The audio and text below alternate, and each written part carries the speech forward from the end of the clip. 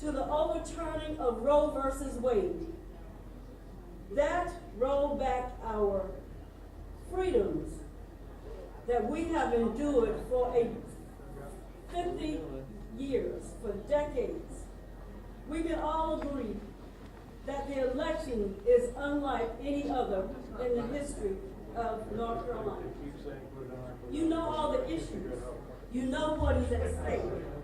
It is not an exaggeration to say that our very own democracy is on the ballot. It is not an exaggeration to say that our very own identity, who we are and who we want to be, is on the ballot. And what we want for this state and this country is on the ballot. And that's why I am proud to talk about another reason this election has been like none other we've seen before. Our strong, dedicated candidates who have demonstrated, even through everything that comes their way over the course of election, an astounding quality of character. There's perhaps no woman whose character shines brighter than that of the woman who will be our next United States Senator, Gerry Beasley.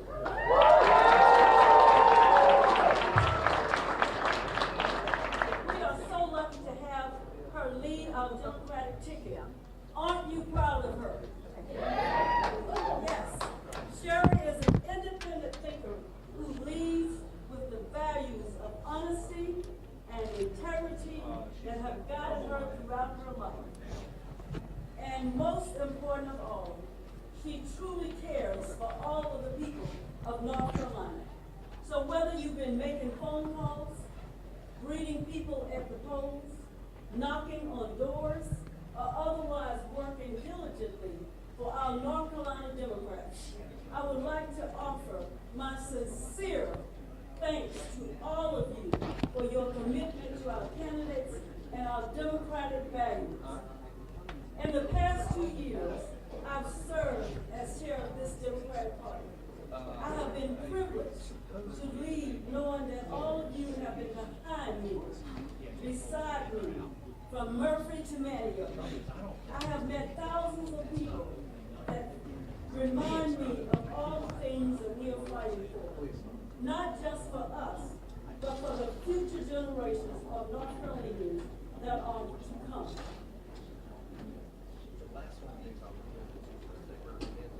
Tonight I'm so proud to stand with you in awe of all that we all have accomplished for North Carolina. I think it's going to be leaning towards a Republican night. Mm-hmm. So we've heard a lot of talk about a red wave. Are we expecting like a small little trickle or a hurricane type wave? That we don't know. I have never seen an election with so many races that were within the margin of error on polls. The Senate, the top 7 Senate seats were all within the margin of error. So even though I think that the trend is towards the Republican, I'm not comfortable predicting the size of the wave. As Yogi Berra said, predictions are tough, especially about the future. Mm-hmm.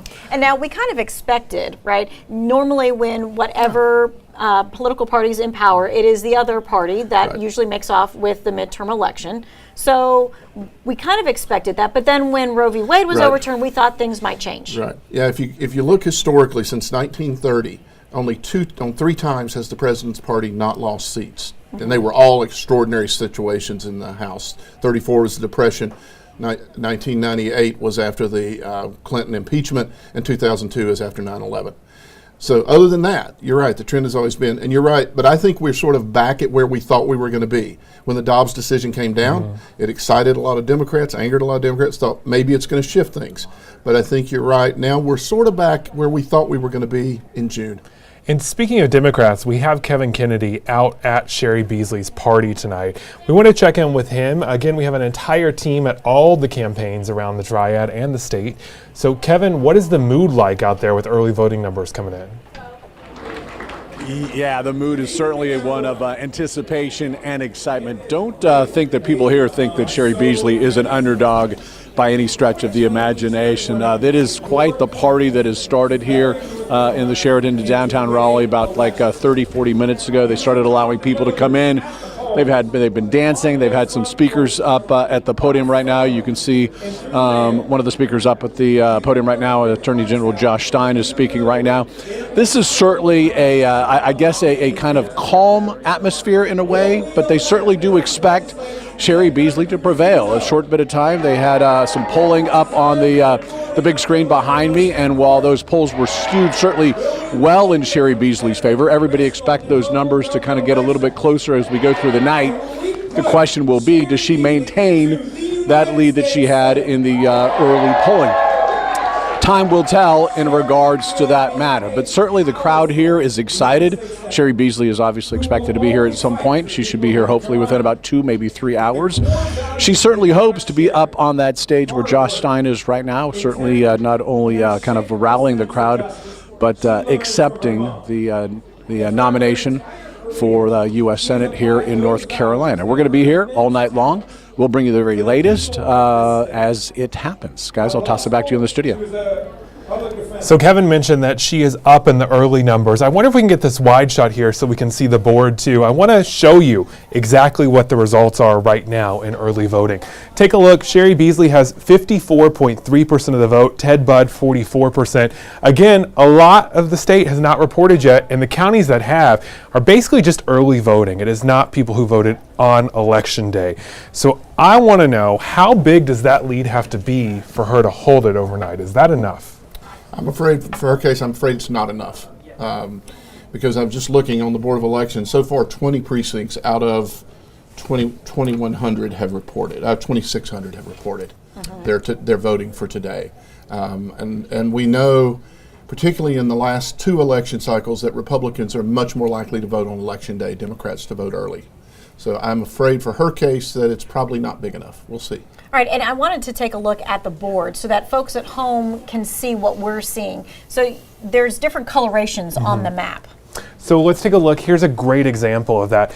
You can see these pale blue. That means it's not going as strong. So in Forsyth County, Cheri Beasley has 59.5% of the vote, but over in Orange County, it's 82% of the vote. One thing we were talking about at the table before we got started here was that really this Charlotte should be a very, very dark blue right now, and it's not in Mecklenburg County. I would argue that's not a good sign for her that Mecklenburg's not darker.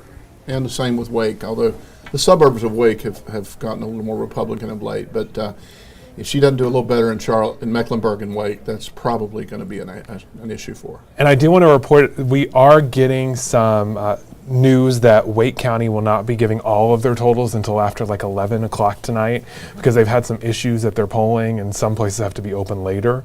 So that might come into play, but if the numbers aren't big enough, then it won't. It's not going to matter. Yeah, we'll see. But again, if the history holds and Republicans vote heavily on election day, it's probably not going to matter. All right, We'll so see. on the other side, of course, is the Budd race. And so Grace Holland is there with us, giving us an idea of what the mood is there right now. Well, the mood is pretty excited at this point here at the Marriott in downtown Winston. You can see a lot of supporters have come into the room since 6 o'clock when we last spoke. You might actually see this podium back here. There's been some families and people coming up to take pictures with the Ted Budd sign that's there. People hoping that they are going to be here for the moment that he is announced as the next senator from North Carolina. Of course, as you've mentioned, this is a very close race, and right now Beasley is leading with those early votes in. But Congressman Budd made his pitch today to voters across the Triad in different places like Mooresville, Moxville, Lexington, and here in Winston-Salem, which of course is his hometown. He was born here and then grew up in Davie County. Really hoping to represent the Triad in the Senate. He, of course, has been serving as a congressman for 3 terms for District 13, which actually has undergone some redistricting, so it'll be interesting to see who takes that seat in the future.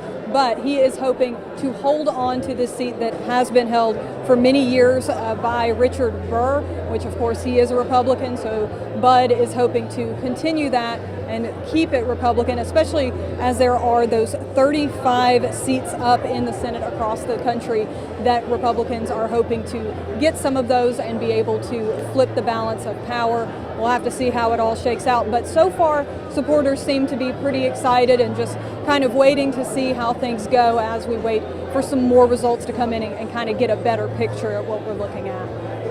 All right, thanks so much, Grace. Still very early on, but you are expecting that is going to just change probably dramatically within the next hour. I mean, it's going to shift. I don't know how dramatic it'll be. I think it's still going to end up being close, but I would say that the trend would be that it's going to shift in his direction. And we want to point out this is for Richard Burr's old Senate seat. So this really doesn't change the balance of power in the Senate as much. Where else are you watching tonight to see that? I think there's 3 critical races right now: Pennsylvania, Oz and Fetterman, Walker and Warnock in Georgia, and then the Nevada race is looked like it's going to go Republican. Lately, I've seen it sort of trend back. Those 3. Arizona is another one. New Hampshire's moved on to the radar screen in the last week with Maggie Hassan. Nobody saw that. I know a lot of folks in New Hampshire who thought when Baldock was the nominee that there's no way they're going to win it, and these were Republicans. But just in the last couple of weeks, that gap has closed. But I think the 3 that I'm watching mostly are Nevada, Georgia, and Pennsylvania. Yeah. All right, so when we are looking at Ted Budd, he was talking about over at least the last 2 weeks or so, it was all inflation. It was money, right? It was a wallet issue. And so we want to bring in Janae Adams, a money expert, founder of Debt Sucks University. And so, Janae, let's kind of talk about how inflation, how money, how economy has really been playing a role in these elections. Yes, definitely. It has been playing a role in the elections. That's what's been talked about during this time. And so a lot of people are thinking about their grocery bills. They're thinking about gas. And maybe like a month ago, gas really shot up. So that was something that people were looking at for these elections. And the good thing is it has gone down the last couple of weeks. So people may be thinking it's not as bad as it used to be. But definitely it was on people's minds when they went and voted today. I know even just last night you had kind of a live Instagram talk about student loans and the blocks and how that was also figuring in. Definitely. So the student loan forgiveness with Biden's program, the 10 and 20,000, has been temporarily blocked by 7 states. They hope to get it unblocked very soon, and because over 25 million people have already applied for the student loan forgiveness. So it's definitely an issue that faces a lot of people. 40 million people are actually qualified to get the student loan forgiveness. So if they knew about it being blocked, I promise you they would have definitely been at the polls today to vote a certain way. And I know it probably doesn't surprise you at all, right? That abortion used to be like one of the top things that people were going to go to the polls about, right? Yeah. And then it was like over the last month, it just like money just took over. People's wallets are empty. Definitely. Money has taken over. And I think money always ends up taking over because it's real time for a lot of people in this country. And so it's just something to think about for future elections, to always make sure that you talk about money and talk about how you're going to improve the financial lives of those who have elected you. All right. Thank you, Janae. We're going to be checking in with you periodically throughout the night, and we'll see what happens with all that. So, Tom, how much of the money belongs on the party in power? In this case, almost none. Inflation is an international issue right now. If you look at Europe, in fact, in Europe, the inflation is at a higher rate. And the irony is, apart from inflation, if you look at the economy, it's quite good. Unemployment is at a 50-year low right now. There are 10 million jobs out there that don't have, that were 10 million more jobs than there are people to work them right now, which is part of the reason for the inflation, because they're having to raise wages and salaries to get the workers for those jobs. Why was it so hard for the Democrats to get that message out? Problem is, unemployment, when it's at 3.8%, is great. Means 96% of the people have jobs. Only 4% are affected. Inflation, as Janae said, affects everybody. Mm-hmm. And that's the problem. Even when unemployment's high, at 10%, let's say, which is historically high, that still means 90% are not directly affected. Inflation, when you go to the grocery store, and she's right, gas prices drop, but the others haven't. You go to the grocery store, and that pound of hamburger is 50% higher than it was last year. And that's what people see. Mm-hmm. All right, so we are going to be talking as well about the House District 6 race coming up. And of course, that has all changed just in the configuration. Right. That was one I don't think anybody expected to be close. But if you watch the ads for Kathy Manning, they got a little harder edged in the last 2 weeks, which told me she was getting a little bit concerned. The initial ads were feel-good ads about how she's helped people, all that. Then the last ad was focusing heavily on abortion, and then the last ad that I saw was a Social Security ad, Yes. where she addressed the economy and said, that inflation is bad, I'm not letting anybody touch your Social Security, which tells me she's a little bit more concerned than she was at the beginning, because Democrats' district was redrawn, but they thought they pretty much had this district. And Kristen Castelli, I think, has only run one ad that I've seen. But it's an effective ad. If you've seen it, it's with this little girl that has cerebral palsy. It doesn't say anything about party, doesn't say anything about politics, but it hints at health care, which is an important issue. Now, he never says he's going to support Medicaid or anything, but he says health care is important because my daughter needed it, and then I had a heart attack. She And took I care of me, needed it. and boy, did that make you feel good. So I think this race may be a little closer than Democrats would be comfortable with right now. Yeah, he definitely took the human aspect of Yes, that for absolutely. sure. And her narrative definitely has changed. Absolutely. I saw that ad this morning and I went, oh, That's okay, not the this same is as different. she's in a different place than she was 2 months ago. All right, well, speaking of that, let's see if we can also talk to our next expert, AARP North Carolina, Mark Hensley. Thinking about that change in narrative makes me think of Social Security, Yeah, Medicare, clearly she knows that's an important issue. caregiving, and all of that. So if we can bring up the Zoom with Mark Hensley and talk to him about that. Hey, Mark, we are glad to have you here. Obviously, you're representing those who are 50 and above and what's on their minds. Tell me a couple of the things that AARP is looking at when people have said, this is what's important to me this election year. So AARP has done extensive surveying of our almost 40 million members across the United States.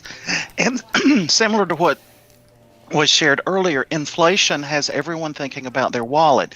Now, we know that Social Security is about to give the second largest raise in history, 8.9% in January, but people are mostly concerned about, will Congress preserve Social Security? Is that promise to Americans where they've paid in throughout their careers going to be there for their lifespan? And then the second thing is, retirees have taken a hit with inflation on their investment funds, and they're really concerned, will the money I have and the money from Social Security be available for my lifespan? Okay, so that is definitely something that they're looking at. And the caregiving tax credit, can we talk about that just briefly? Yeah, and I call this an everybody issue, but caregiving is truly something that touches the lives of, right now, there are 48 million Americans that are providing some type of care for a loved one at no cost. The cost of that care, if we had to pay for it, would be over $400 billion. So there's a proposal in discussion right now. It's called the Credit for Caring Act that AARP supports, and it would provide a tax credit for caregivers who are providing this unpaid care. What our research shows is, on average, a caregiver spends a little more than $7,000 a year out of their pocket to care for their loved one. All right. So with that in mind, we're going to kind of take a look right now at the feel of the District 6 race. Thank you so much, Mark. We're going to get back with you as well. Lauren Coleman is with the Manning camp. We want to see what that is sounding like and feeling like right now. Hey, Lauren. Good evening. Yes, I am live in downtown Greensboro at Elm and Bain, where Representative Kathy Manning is hosting a viewing party. As you can see behind me, dozens of folks have come out and supported this event as they eagerly await those election results. This is a big race here. A lot of eyes on this race. District 6 covers Guilford County, Rockingham County, and Winston-Salem. Kathy Manning, she is vying for a second term. She was elected back in 2020, where in that race, she actually won by more than 50% of the vote. So I can imagine she's probably feeling pretty confident about this one as well. She has generated millions of dollars in fundraising in this race against her opponent, Christian Castelli. Manning has stood strong on her long connection to Greensboro, support of measures like the American Rescue Plan. She's been a champion of women's women's reproductive rights. And even prior to being elected into Congress, she's been in support of affordable health care and affordable higher education. As you can see behind me, we do have a podium here. People working the campaign have told us she's expected to speak around 9:30, 10 o'clock. So we'll be keeping a close eye on that one. And I'll see you later on in the show. For now, reporting live in downtown Greensboro, Lauren Coleman, WFMY News 2. Thanks so much, Lauren. Okay, so about an hour, we're expecting to see some of that, and that's about the right time. So let's now go to the counterpart there, Christian Castelli's camp, and Avery Powell is there. All right, Avery, tell us what you got going on. I'm here tonight at Rhodey's Tavern in Greensboro, where there's a private watch party being held for the Guilford County GOP, and we're waiting for Christian Castelli to arrive here tonight. He's hoping to take the U.S. House District 6 seat from incumbent Kathy Manning. This would be his first run for public office, but he has a long military career behind him, including more than 20 years in the military. He's a retired lieutenant colonel from the U.S. Army Special Forces and had 12 deployments overseas. We spoke with him a couple months ago about his platform and the issues he cares about. He described it as pro-gun, pro-constitution, pro-country, and pro-life. He also spoke about his immigration policy, saying that he wanted a sound immigration policy for the country, including a path to citizenship that made sense, but also wants to finish the border wall. And of course, inflation is at the top of everyone's mind, so he is focusing on fiscal responsibility, saying that he's not going to raise taxes or vote for any tax increases if he were to be elected. And as we mentioned, he describes his platform as pro-gun, this long military career, and he also wants to increase domestic and oil gas production. We've also been talking about the redrawing of District 6 and how this is going to impact that race. It certainly is going to make it more competitive, but incumbent Kathy Manning has also outraised Castelli by a large amount. So we'll see what happens tonight when he gets here, hoping to talk with him. And for now, back to you all. All right, thanks so much, Avery. We appreciate that. It'll be interesting to see what happens with that, especially since those lines had just recently been redrawn. Right. Yeah, I think you're right. Again, he's right. Made it a little more competitive, but it's still, I think it's like a maybe plus 6, plus 8 Democratic seat. Yes. So it still should be in the Democratic category. But he, again, who knows with this year? It's such an odd year for Democrats. All right, so we've been kind of concentrating on what's happening, overall nationally. So let's go to North Carolina and let's kind of zero in on that because we could be in a supermajority that could override anything that the governor tries to veto. Yeah, the Republicans just need to pick up 3 seats in the House and 2 in the Senate to get there. Most people believe that I've been reading that the House is a little bit of a stiffer climb given the nature of some of the competitive seats, the nature of some retirements that are out there. Most people I've talked to do believe the Senate is going to get there, that they'll pick up the Senate seats. Again, the House is a little more of a stiffer climb. But, to override the veto, let's say they get to 30, that means all 30 Republicans have to hold together. Let's say on an issue like abortion. I just don't see that happening when you've got some Republicans that I don't think can take an extreme position on that issue. So it's no guarantee. Just getting to the 30 or getting to the 72 is no guarantee you're going to have the votes to override. Okay, so if you don't think abortion is the issue that they can really overpower the governor on, what issues do you see that they're going to then tackle and be like, oh, we can get everyone? There may be some education issues. Critical race theory, some of the issues of parental control to be pretty prevalent, and I think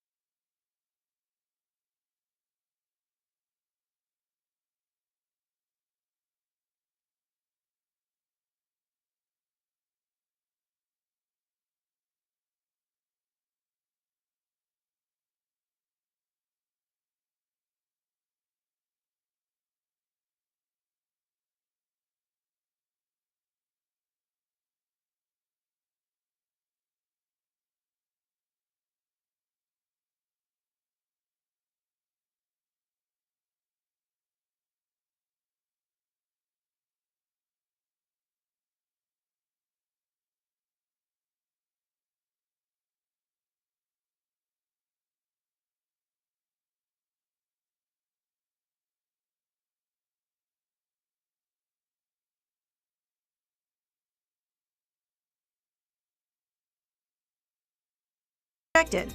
An independent panel of scholars then redrew a new map, which we used for this last primary election in May and also this midterm election. The U.S. Supreme Court started hearing arguments brought by North Carolina Republicans over the redrawing of congressional maps last month. The justices have not said when they will rule, but a new congressional map will already be needed for the 2024 elections. Is part of the election, don't you think? Oh, yeah. And again, this is just the beginning. I don't know. In North Carolina, I think we'll know most of what we need to know tonight. But some of the states, we're not going to know who won for days, maybe even weeks. I know that the Republican parties in Pennsylvania, Michigan, and Wisconsin have already filed lawsuits on early voting. So the fatigue's just beginning. All right, speaking of, it's not just our fatigue, it's nationwide fatigue, especially when it comes to redistricting and gerrymandering and all of that kind of stuff. Let's take a look at this. It's even weirder, we found, when political motives entered the picture, too. This is Staten Island. Good working class people. New York City's only right-leaning borough. Blue-collar people around here. Sir, are you a registered Democrat? And this is Park Slope and Carroll Gardens in Brooklyn. The row houses and coffee shops. One of America's most ardent liberal enclaves. I think it's probably less working class than Staten Island. You know, it's very different. And yet, these two conflicting flavors of America. What are you drinking? Coors Light. What's in your cup? A cappuccino. Are about to be poured together into one unlikely congressional district. This part of Brooklyn has now been joined with Staten Island. Oh, really? This was Staten Island? Yeah. How? That doesn't make any sense. Yeah, I don't know how good that would be. I told you I don't like it. I just don't get how they are allowed to do that. In a word, gerrymandering. New York is a gerrymander committed by the Democratic Party.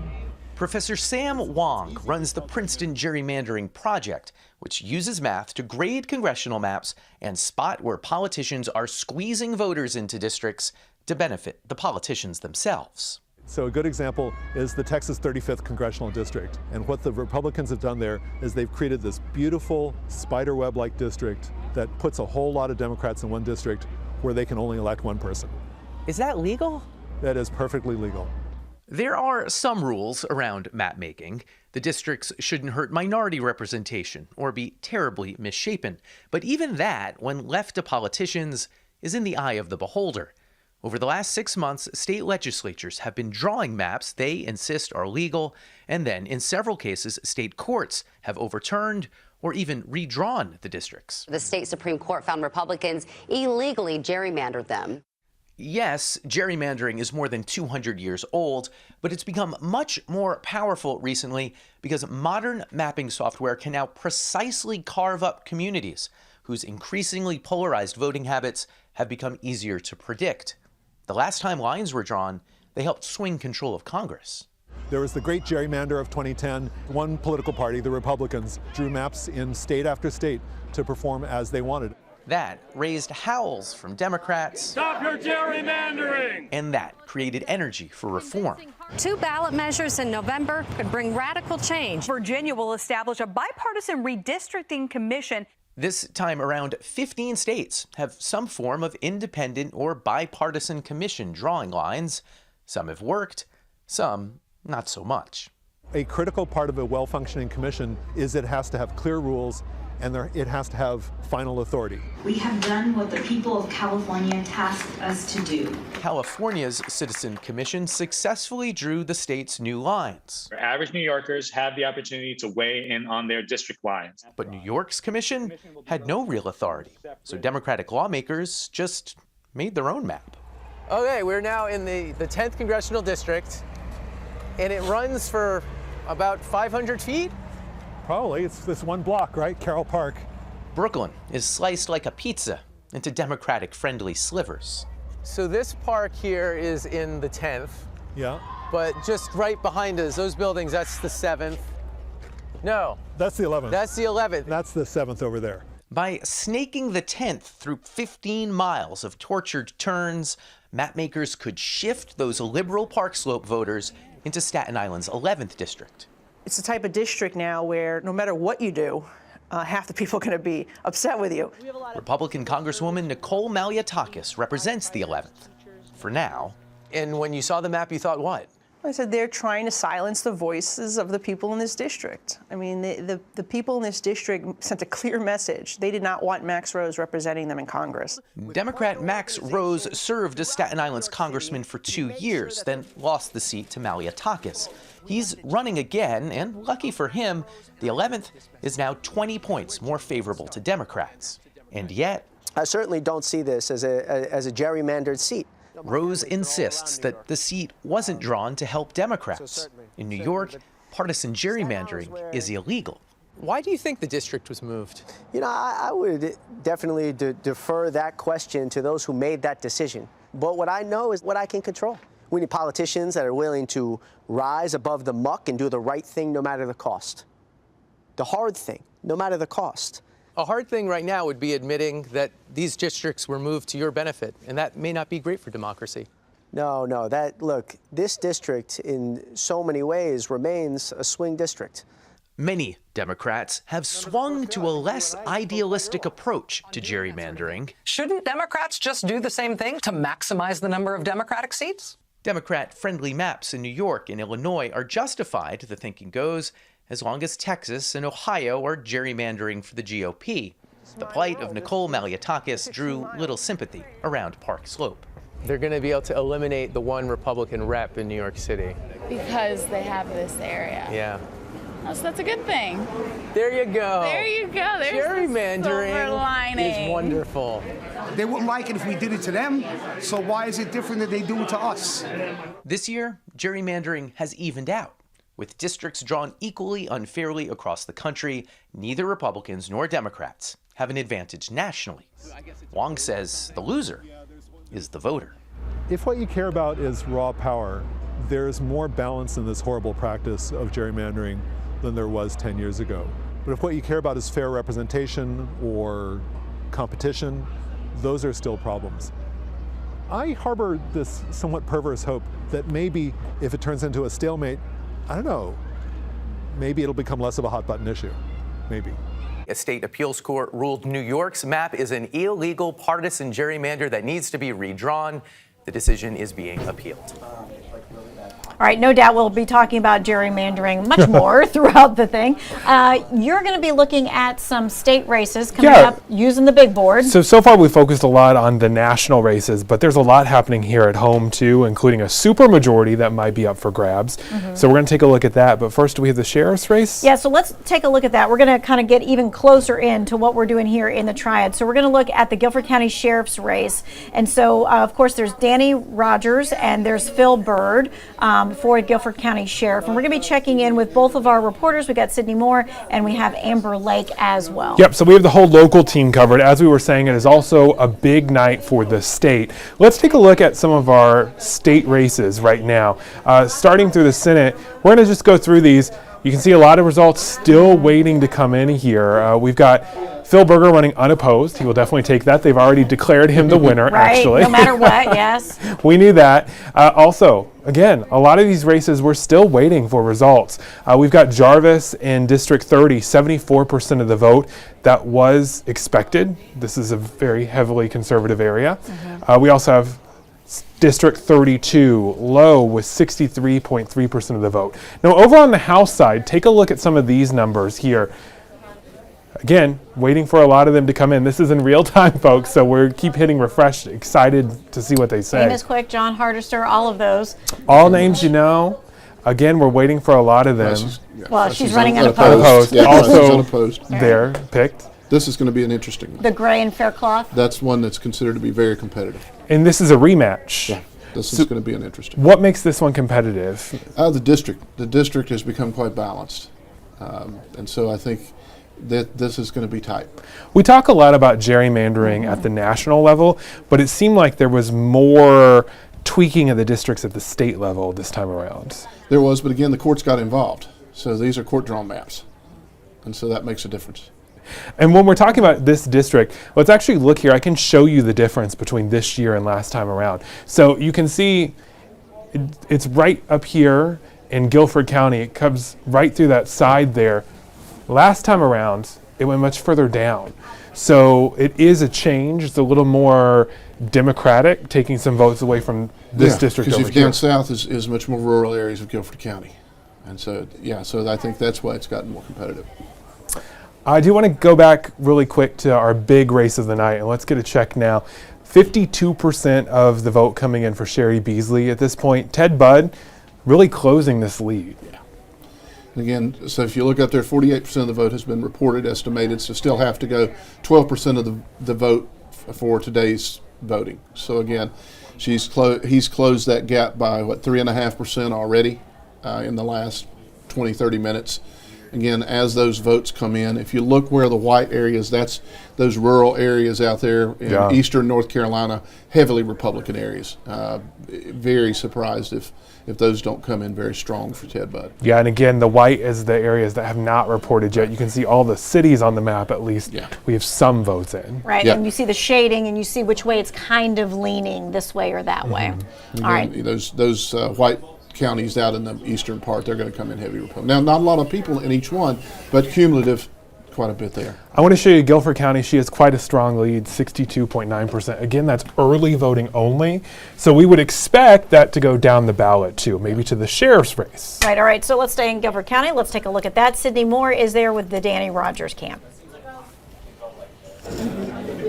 Yeah, well, we have been here this evening here at Cooper Ale House, where there are friends, family of Sheriff Rogers here tonight. Of course, he is hoping to reclaim his seat when he was sworn into office back in 2018. He has several key mission points. One of those is reducing attrition, officer rates, of course, rebuilding law enforcement and community members, as well as reducing crime. I had an opportunity to speak with him when he came here today. He tells me he had a busy and long afternoon and morning, continuing to keep his face out there in the community, talking to folks at polling sites. So we'll be here all night long as we watch closely on this race. For now, live in Guilford County, I'm Sydney Moore, WFMY News 2. All right, thanks so much, Sydney. And we were just talking at the table when B.J. Barnes was defeated 4 years ago. That was a huge surprise. It was probably the biggest surprise I've ever had at local politics. And local politics, you don't have a lot of polling, so you go on the fact that, I don't know, he'd been there forever. Right. And I don't think anybody saw that one coming. But this is not 2018. It's a different year. Yeah, Danny Rogers rode the blue wave into office.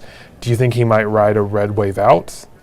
It'll be interesting. I think Guilford County has trended a little more Democratic in general over the last 4 years. So he might hold on, but I wouldn't be surprised. All right, well, speaking of that, let's see what his opponent's camp is sounding like at this point. Amber Lake is with Phil Byrd. That's right, guys. We're at a watch party for Phil Byrd tonight. And I spoke with Byrd just a bit ago, and he said that he is cautiously optimistic tonight. He said for the past year and a half, he's had a pretty strong campaign, and he thinks that that is going to really help him in this race. Now, I want to step to the side and show you the amount of people that have showed up for Byrd tonight. We have a lot of people sitting, standing. Their eyes are glued to the TV screen. They are all anxiously waiting for those results to come in. Now, for this last year and a half during his campaign, Byrd has focused on a few different topics. He's talked about policy for mental health, for jail. He's talked about that that's a critical issue. He said that also he needs to bring retention back to the sheriff's office. He also talked about community policing. He said we need to get back to that and retain officers and get them out in the community and get them involved. We also spoke a little while ago about law enforcement culture and what needs to be changed. He said he needs a lot more diversified applicants that apply to the sheriff's office. He's going to be focusing on that if he does become sheriff. Now, one of the big topics that he has focused on his campaign is he's been worried about the homicide rate in this county. He said that's a critical issue, and that's what he plans on attacking whenever, if he is voted in as the new sheriff for Guilford County. But right now we're going to send you back to the studio. We're going to go talk with him and see how he's feeling right now since the polls have closed. All right, thanks so much, Amber. And you know, 2 years ago when we were doing this, or so, 2 years ago? 4 years ago. Oh, it seems like an eternity. Right. So people were talking about defunding the police and things of that nature. And you're not hearing that as much anymore, although you are still seeing a focus on crime. Well, you're hearing it from Republicans. They are reminding everybody that they're Democrats. It didn't matter if the Democrats said it or not. This, Democrat is being tied to Democrats who said it. So Democrats aren't talking about it at all. But Republicans, they're making Reminding sure you that to remind you've you heard that that. somebody on the Democratic Party said it 2 years ago, so every Democrat's tied to it. Whether they want to be or not, Absolutely. or whether they're saying anything about it. Yeah, whether they had anything to do with it. Even Joe Biden argued against that in 2020, but he's being tied to it, and he's the albatross around a lot of necks with his 44% approval rating. That's what's really bringing the Democrats down, is you got a president that's 10 points underwater. It seemed like last time around, police interactions with the community was a huge issue. I mean, we had George Floyd, there was marches in downtown Greensboro. How much does that play now? Is it a factor when people go to vote? Well, again, it's a factor sort of in the reverse, because crime has gone up in the last year. It's actually gone down. The interesting violent crime has gone down marginally, like 1-2% in the last year. But since 2020, it's gone up. And people perceive, and perception is reality and politics is everything else. People believe that crime has gone up. People believe that there's more violence. And so the issue that defund the police, even though most people, they weren't talking about getting rid of funding. They were, they should have used a different term: reform the police, retrain the police. But for God's sake, anything but defund. It made it sound like you were just going to abolish the police departments, yeah. right? And so, again, that became a big issue, hurting Democrats, because as crime went up, and the defund the police didn't happen in even in Minneapolis, okay, where Floyd was, it was defeated. So even there, but they're using it to say they want to defund the police. That's why crime went up. Now, probably isn't why crime went up, but people believe it is, and that's enough. So right now in Guilford County, Danny Rogers leading with about 60% of the vote. Next door in Forsyth County, I just pulled it up, incumbent Sheriff Kimbrough has almost 71% of the vote. Okay, Hunter Funk is covering the Forsyth County Sheriff's race for us. All right, Hunter. Yeah, we're at incumbent Sheriff Bobby Kimbrough's watch party right now at the Indigo Hotel in Winston-Salem. I'm going to give you a little bit of a look here. It's pretty chill, the relaxed environment that we're seeing. I'm going to give you a little bit of information here. Kimbrough will battle for the seat of sheriff against Ernie Leyba. Now, looking at both candidates, Leyba wants to increase SRO officers in schools. He also wants to rebuild trust in the community, work on improving medical care for inmates, to eliminate deaths due to inadequate medical treatment. Now, on the flip side here with Kimbrough, he's running on what he's done during his first term. He says there's innovation like never before, and he just wants to continue that. He launched the Live 911, which directs 911 calls to deputies, and it helps with response times. He also mentions that drones were launched and several other innovative technologies. Now, again, we talked with Kimbrough just a little bit here at his watch party. He's just feeling really relaxed. Starting to see the numbers come in. He smiles is the best way to say it. So we're keeping an eye on this one, but I could definitely say it's a chill environment right now here at the watch party. Thanks so much, Hunter. And that, I don't think, is unexpected. No, everyone's waiting for everything to come in before they get excited. Mm-hmm. But I don't think it's unexpected either that he's also leading. Yeah, when you're up 71% at this point, that's got to be feeling pretty good. Pretty good at this even point.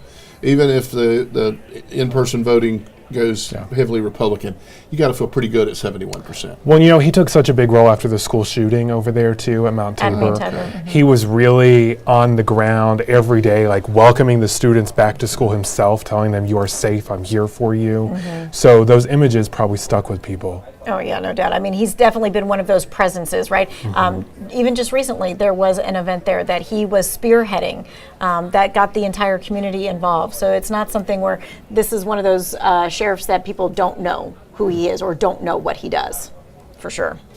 There are some other big name sheriffs around our area, too. We want to get a check on how they are doing as well. Are we ready to head over there?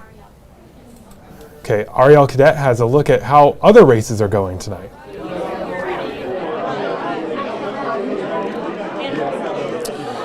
Yeah, that's right. I'm here at the watch party for incumbent Sam Page in Rockingham County. He's having a celebration here, still waiting for those votes to come in, but he's at about 66% of the vote. 11 out of 15 of the precincts are in right now, so still waiting for a couple of the other ones to come in, but he's feeling pretty good right now. We just talked with him. He was elected as sheriff in 1998. This is his 7th time running, and he, has been working with this community for a very long time. You could tell that he has the passion, but we want to also talk about the person running against him. That's Tyrone Scales. He's a Democrat. He's lived in Rockingham County his whole entire life, and he's worked in law enforcement for over 30 years. He wants to restore trust in the community, fight illegal drug sales and heroin addiction. So like I said, 66% of the vote for Sam Page, still waiting on some other precincts to come in, but as I was saying, people here are getting pretty excited, thinking that it's going to work out in his favor. We're also looking at Alamance County's sheriff race with Terry Johnson, the incumbent there, and Kelly White, the Democrat there. He is actually facing his first challenger since 2010. Terry Johnson is, and we talked a little bit about him earlier today. He had claimed that his name was missing from a ballot on some of the ballots today, and the State Board of Elections said that was not true. So he was somebody that we talked about a little bit today with some voter things going on in the ballots and things like that. And we're also looking at the Randolph County Sheriff's race. Greg Siebold is the incumbent there. He's the Republican there, 30 years of law enforcement experience, and he is looking for a second term. So he's different in this race, is that he's looking for a second term. The other sheriffs have been running and have been serving for a longer time, and he is going against Sean Walker. So still looking at these races, still waiting for numbers to come in, but here at Sam Page's watch party, people are excited and waiting on those other numbers. All right, thanks so much, Ariel. We appreciate that. So we've kind of gotten the round robin of the sheriff's races and things of that nature in the trad, which is great. Let's go back to our U.S. Senate race, and I want you to see the board, because the board has changed. We've got Beasley there on top with 50.7% of the vote, Bud with 47.5%. But do you see right there, it says votes behind the leader. It used to say 130,000 votes behind the leader. Now it's been cut to 78,000. Yeah, and we've still got, 78% of the vote to come in. And again, looking at where the votes are coming from, you've got an awful lot of white down the eastern part of the state. The areas one would expect to tend to be Democratic have already come in. We just watched that number drop another 14,000. Yep. And he's now votes behind the leader 64,000. So it continues to tick and get much closer. Yeah, because again, if you look in the urban areas, Asheville, Charlotte, Greensboro. Now, we don't know if all the numbers reported there, but clearly a lot of them have. And so it doesn't bode well for the Beasley campaign. Okay, and I don't know if that's like the feeling, if they're starting to feel that tide change or not yet. They're on the ground where Sherry Beasley is. So we're going to check in with Kevin Kennedy, who is there with the Beasley camp, to see if that shift is being felt yet. Yeah, it hasn't really been felt yet. They do have a big screen up here in the ballroom, and people are kind of keeping an eye on it or whatever. But for right now, it seems like people are more interested in just kind of mingling around. You can hear the DJ playing behind me. So they're not super focused on that. Beasley has continued to lead, but as we've been talking about over the past maybe 35 to 45 minutes, we're starting to see that lead shrink and shrink and shrink. But in terms of the folks here, not really a priority right now.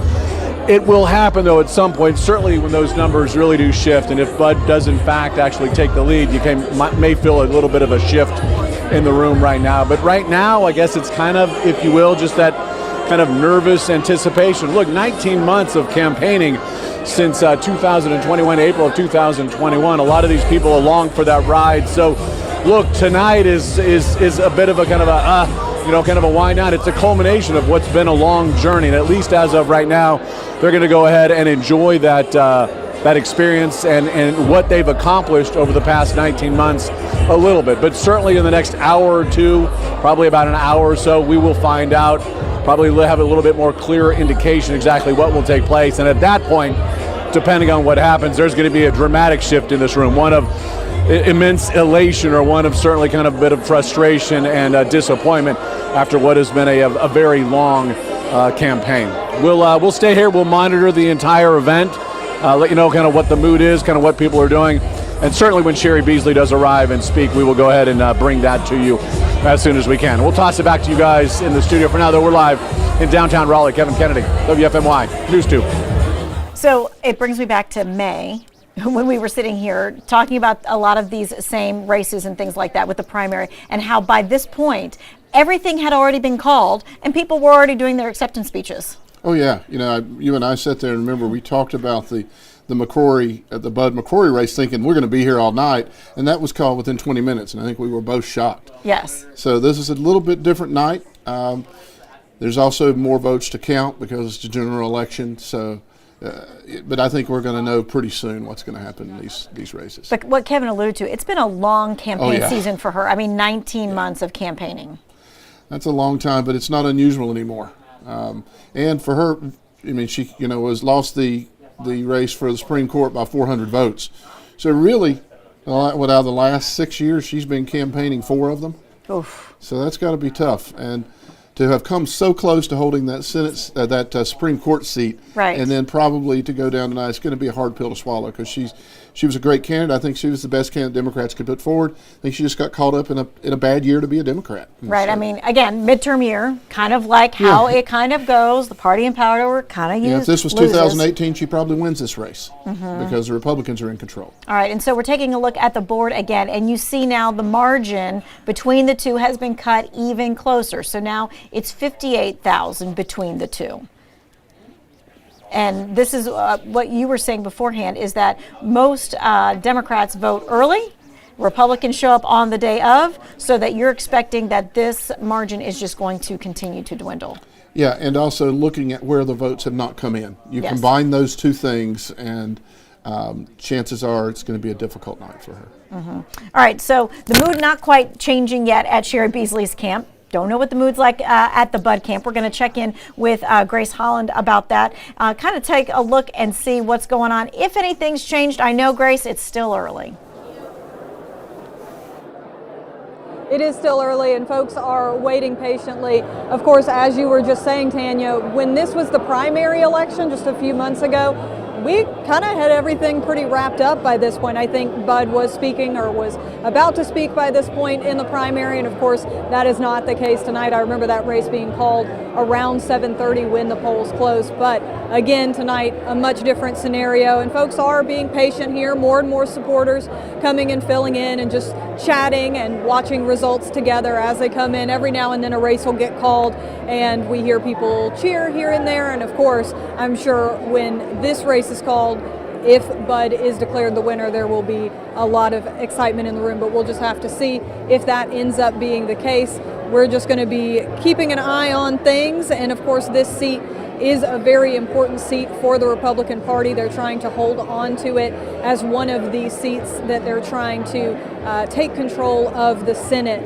35 total seats that are up right there, and there are a few that are already Republican-controlled that they've got to hold on to them. This seat, which has been held by Richard Burr for many, many years, is one of those seats, and Ted Budd is hoping to become the next person to hold that as a Republican. Of course, he is coming out of 3 terms in the House of Representatives. He started serving in 2016, was reelected in 2018, and again in 2020. Of course, this is the first time going up in a statewide seat. You know, that was a district seat, a certain area of the triad that he was representing, and now we're going to see if the entire state wants him to represent us. Of course, he is a triad native here, so he's hoping to get the support of the counties around here. Thanks so much, Grace. And of course, so, you know, Senator Burr, Republican, so they didn't think that that seat was going to flip. So that wasn't one of the ones that they were thinking about with the balance of power. Yeah, early on, I think there was some thought. This race was closer than most people expected until the summer, late summer. Then they started to separate themselves. I think there was a little bit of worry in July and August when we talked about that the Democrats seemed to pick up some momentum. Yes. The Dobbs decision on abortion, the Democrats kind of got their act together and passed some major legislation. Biden's numbers, his approval was still underwater, but he got down to like 7%. You know, it's up to 45, 46% approval.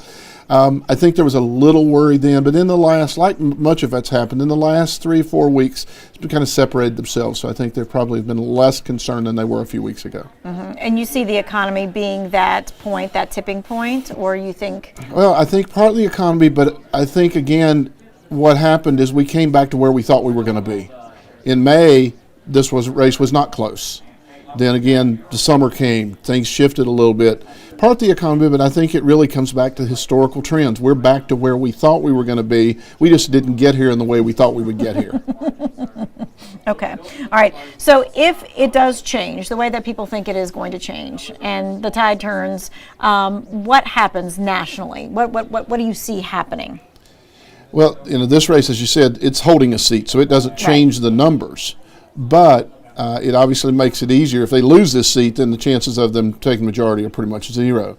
I was just looking while we were talking at the Georgia race is still a dead heat. About 50% of the vote in, 1% separating Warnock and Walker right now. 49.8%.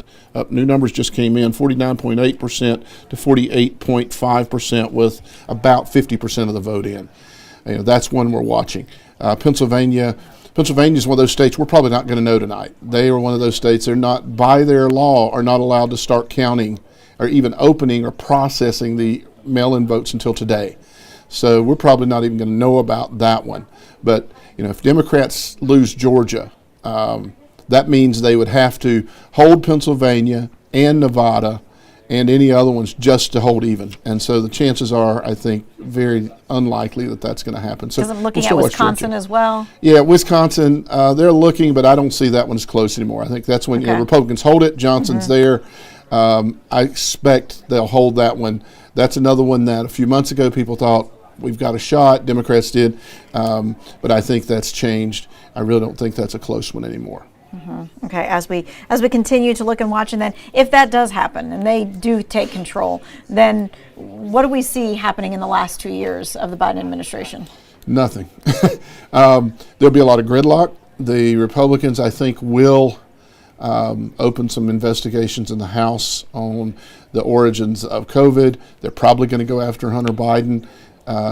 The interesting thing, they may overstep things, and if they go too far, it'll be like 1996 when the Republicans went after Clinton in the impeachment, and 98 is one of the 3 times that the party of the president gained seats. So I think they've got to be very careful. They do need to say, okay, we're doing these things. We talked about inflation, so here's what we're going to do. But again, I don't know. I'm afraid we're going to see 2 more years of gridlock because not only are the Republicans likely to take over, the people that are coming in are not people that are prone to be moderate. You're looking at people like we're opposite ends of the spectrum. Yeah, so they're not going to come together. It's going to be very difficult for them to come together, especially if it appears that the reason that they won was because Democrats thought we got a shot because these are some extreme candidates. Well, if the extreme candidates win, that tells you something, and you're losing people like Richard Burr. Richard Burr was somebody that could meet in the middle. Both of our senators, Tom Tillis and Richard Burr, have shown that they're willing to work with the other side. Bud, a little less likely. Now, who knows when he gets there? Maybe he changes. But if the perception is, I won this race because I ran as a Trump, supporter or whatever, that's going to matter. And, I mean, what this tells me is that the Republican Party is a Trump party now. If this night plays out like it appears it's playing out, this is his party. And that's so that brings up the next thing, because there were a lot of people who were saying, well, we're expecting a Trump announcement. Tonight. Yeah.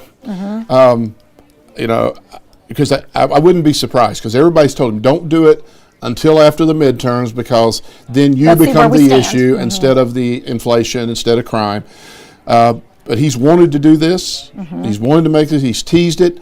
My gut says he doesn't make it tonight. I still think he teases it a little more because he likes the attention of teasing it. Probably, it's kind of like the dog chasing the car. He likes chasing it better than catching it, I think. But, I suspect he'll tease it a little more tonight. And what I had originally heard, an announcement on the 15th, which would be a week from today. But then I heard today he was going to move it up. So you never do know. You never do know, and that's what he likes. He does like that. He likes the opportunity of surprise there. All right, we're going to bring it back from national back to local one more time. Daniel Cruz is covering the Forsyth DA race for us.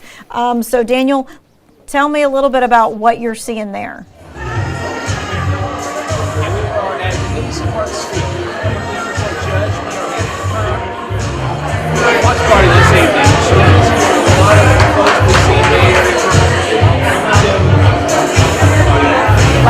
thinking is I'm hearing all of the sound and not Daniel, who is there. So we're going to try and fix that for you and see if we can get back with him on that. The Forsyth County DA's race is what we want to do. All right, so let's bring in Janae Adams again, our money expert. We've been talking about all sorts of things, and then we've been talking about gridlock, and we hate to hear that nothing's going to possibly get done in the next 2 years. What money issues do you think really need to be handled within the next 2 years? What needs to be handled in the next 2 years is anything that's going to be probably outside of their control, and that is dealing with the Federal Reserve and raising interest rates. No Republican, no Democrat, or no administration can help with that. That is something that the Federal Reserve has to do. And I see them continue to raise those interest rates up through probably the next half of a year, so the middle of 2023. So those of you who have any kind of debt that has a variable interest rate, credit card debt, your car loans, student loans, that is something that you need to be preparing for yourself, because those rates will continue to go up. And that is definitely the downside, right, of interest rates that are raising. But we talked just, last week or so about there is a silver lining for some of that. Yeah, definitely with the interest rates going up and inflation still being high, just like they were talking about with Social Security, they're going to see their biggest bump ever as far as an increase come 2023. So that actually is a positive for many seniors out there. So it is some positive. And also, of course, the housing prices are going down because people aren't getting mortgages. So because of that, you're starting to see a lot of the housing prices come back down to earth, which means some first home buyers are going to be able to get back in the market again. That's right. So the upside is that the price of homes and cars goes down, but then if you've got debt, you're going to be paying a whole lot more money. So we're going to be watching that for sure. Definitely. All right, thanks so much, Janae. We'll be checking back with you in a little bit because, again, the wallet is something that affects all of us. All right, so I think we do have Daniel with the Forsyth County DA's race. Hey, Daniel, let's hear you. Hey guys, we are at former Judge Denise Hartsfield's watch party this evening. She is running against incumbent District Attorney Jim O'Neill. This is the first time that there has been an opponent for Mr. O'Neill in the last 20 years. He has ran unopposed in his last races. He was appointed in 2009. Former Judge Denise Hartsfield is hoping to change that tonight. Early numbers right now do show her in the lead, but it is very, very early this evening. Here at her watch party in downtown Winston-Salem, there are a lot of friends and family of former judge here. The mayor of Winston-Salem, Alan Joynes, is here as well. According to the former judge's campaign website, Hartsfield is running for the DA's office to make it more accessible for everyone, and she's also hoping to diversify the office to make it look more like the community by both gender and representation. Prior to his appointment as district attorney in 2009, by former Governor Bev Perdue, she appointed the district attorney Jim O'Neill to office in 2009. He ran for the first time in 2010. His tenure has been for several years in Forsyth County. He was the assistant DA before assuming his role as the district attorney. In 2020, O'Neill ran for the state attorney's general office, and he lost that position to Josh Stein by 0.2 percentage points. So that was a very close race. Here tonight, we are going to be talking to Judge Hartsfield, former judge here in Forsyth County, shortly. She is very optimistic about this race tonight and hopeful that she will pull off a win. It is very, very alive in this room tonight. You can feel the energy from the folks here. Again, she is here tonight in downtown Winston-Salem. We're going to stay on top of this race, and we'll bring you more as we move throughout the evening. Guys, back to you. All right, thank you, Daniel. Right now, I want to get back to the big race of the night, though, because there's some dramatic changes over here that we need to show you guys. Oh my, look at that number just jumped. Down to 6,000. Okay, so I would say maybe 10 minutes ago, Ted Budd was behind about 70,000 votes. Right now, just 6,000 votes behind. This reminds me a lot of what happened with the last presidential election. Originally, Joe Biden, after early voting, was in the lead in North Carolina. I want to show you what ended up happening with that. Take a look. Donald Trump just edged him out barely in North Carolina. That changed as the night went on. So is that what we're seeing here, Tom? I think so. I think a better example is the Tillis-Cunningham race. Same thing happened. But it was I would say that one ended even closer. We were 10:30, 11 o'clock, Cunningham was still up. Of course, the Tillis-Cunningham race, you had a lot of people who early voted and did not know about the affair text, and then that came out right before Election Day. Totally changed things with that race. Yeah, but again, on election night, Cunningham is up until 10:30, 11 o'clock. Okay, now we're almost even, and he's only 2,000 votes behind. And you still got 63% of the vote to come in. And you're saying, okay, these numbers don't add up to 100%. Here's why. There are some other candidates, third and fourth party candidates in the race. So are they taking votes from Sherry Beasley? Is that going to impact it? It's not going to impact. North Carolina does not, if this were Georgia, you have to get above 50%, you got a runoff. That's not the case in North Carolina. If anything, the Libertarian would be taken away from Bud. So it would probably be helping her, if anything. Yeah. But it's not going to be enough to make a difference, I don't think. I also want to give you one more comparison here. This race is a lot closer, right? Oh, he just went in the lead. Look at that. We saw that in real time happen. There it is. Yep. All right, and 9 o'clock, 9:05 is when it happened. So it took about an hour or so, hour and a half for that to change. Again, only 58% of the estimated votes reporting, but we are expecting them to be. And 60% of today's vote to come in. Yeah. And that's the problem. All right. So I also wanted to be able to see if we might be able to bring in our expert, Mark Hensley, again. Let me know, you guys, when he's ready to come on, because I did want to talk about the rural issues of broadband internet, because that's been something that we've all been talking about and that the Cooper administration has been trying to really put forth, make sure that we had enough of that in our area. We saw that being a really big issue when COVID hit, and you couldn't have class at home because people just didn't have the internet. And the infrastructure bill is one of Joe Biden's big achievements so far in office. Is it going to be overshadowed by inflation? Yep. Yes. Yeah. Yeah. No. People can't name his achievements right now. If you went on the street and said, "Hey, what are 3 Joe Biden achievements?" they'd say, "Oh, prices are up." Yeah. I mean, and they passed significant policy: the infrastructure bill, the COVID relief bill, the public bipartisan public safety bill. I think is what it was called, the gun control bill. They passed significant legislation. People don't think about legislation; they think about results, and they don't see those results. They don't see their life changing. Yeah, even the infrastructure. Maybe it's going to build a bridge in your area that helps you, but that bridge ain't built yet. Yeah, that bridge is not built yet. It's not going to be right now. Yeah. All right, so we just saw Ted Budd taking the lead, so we want to get out to Grace Holland, who is covering the Budd campaign. All right, Grace.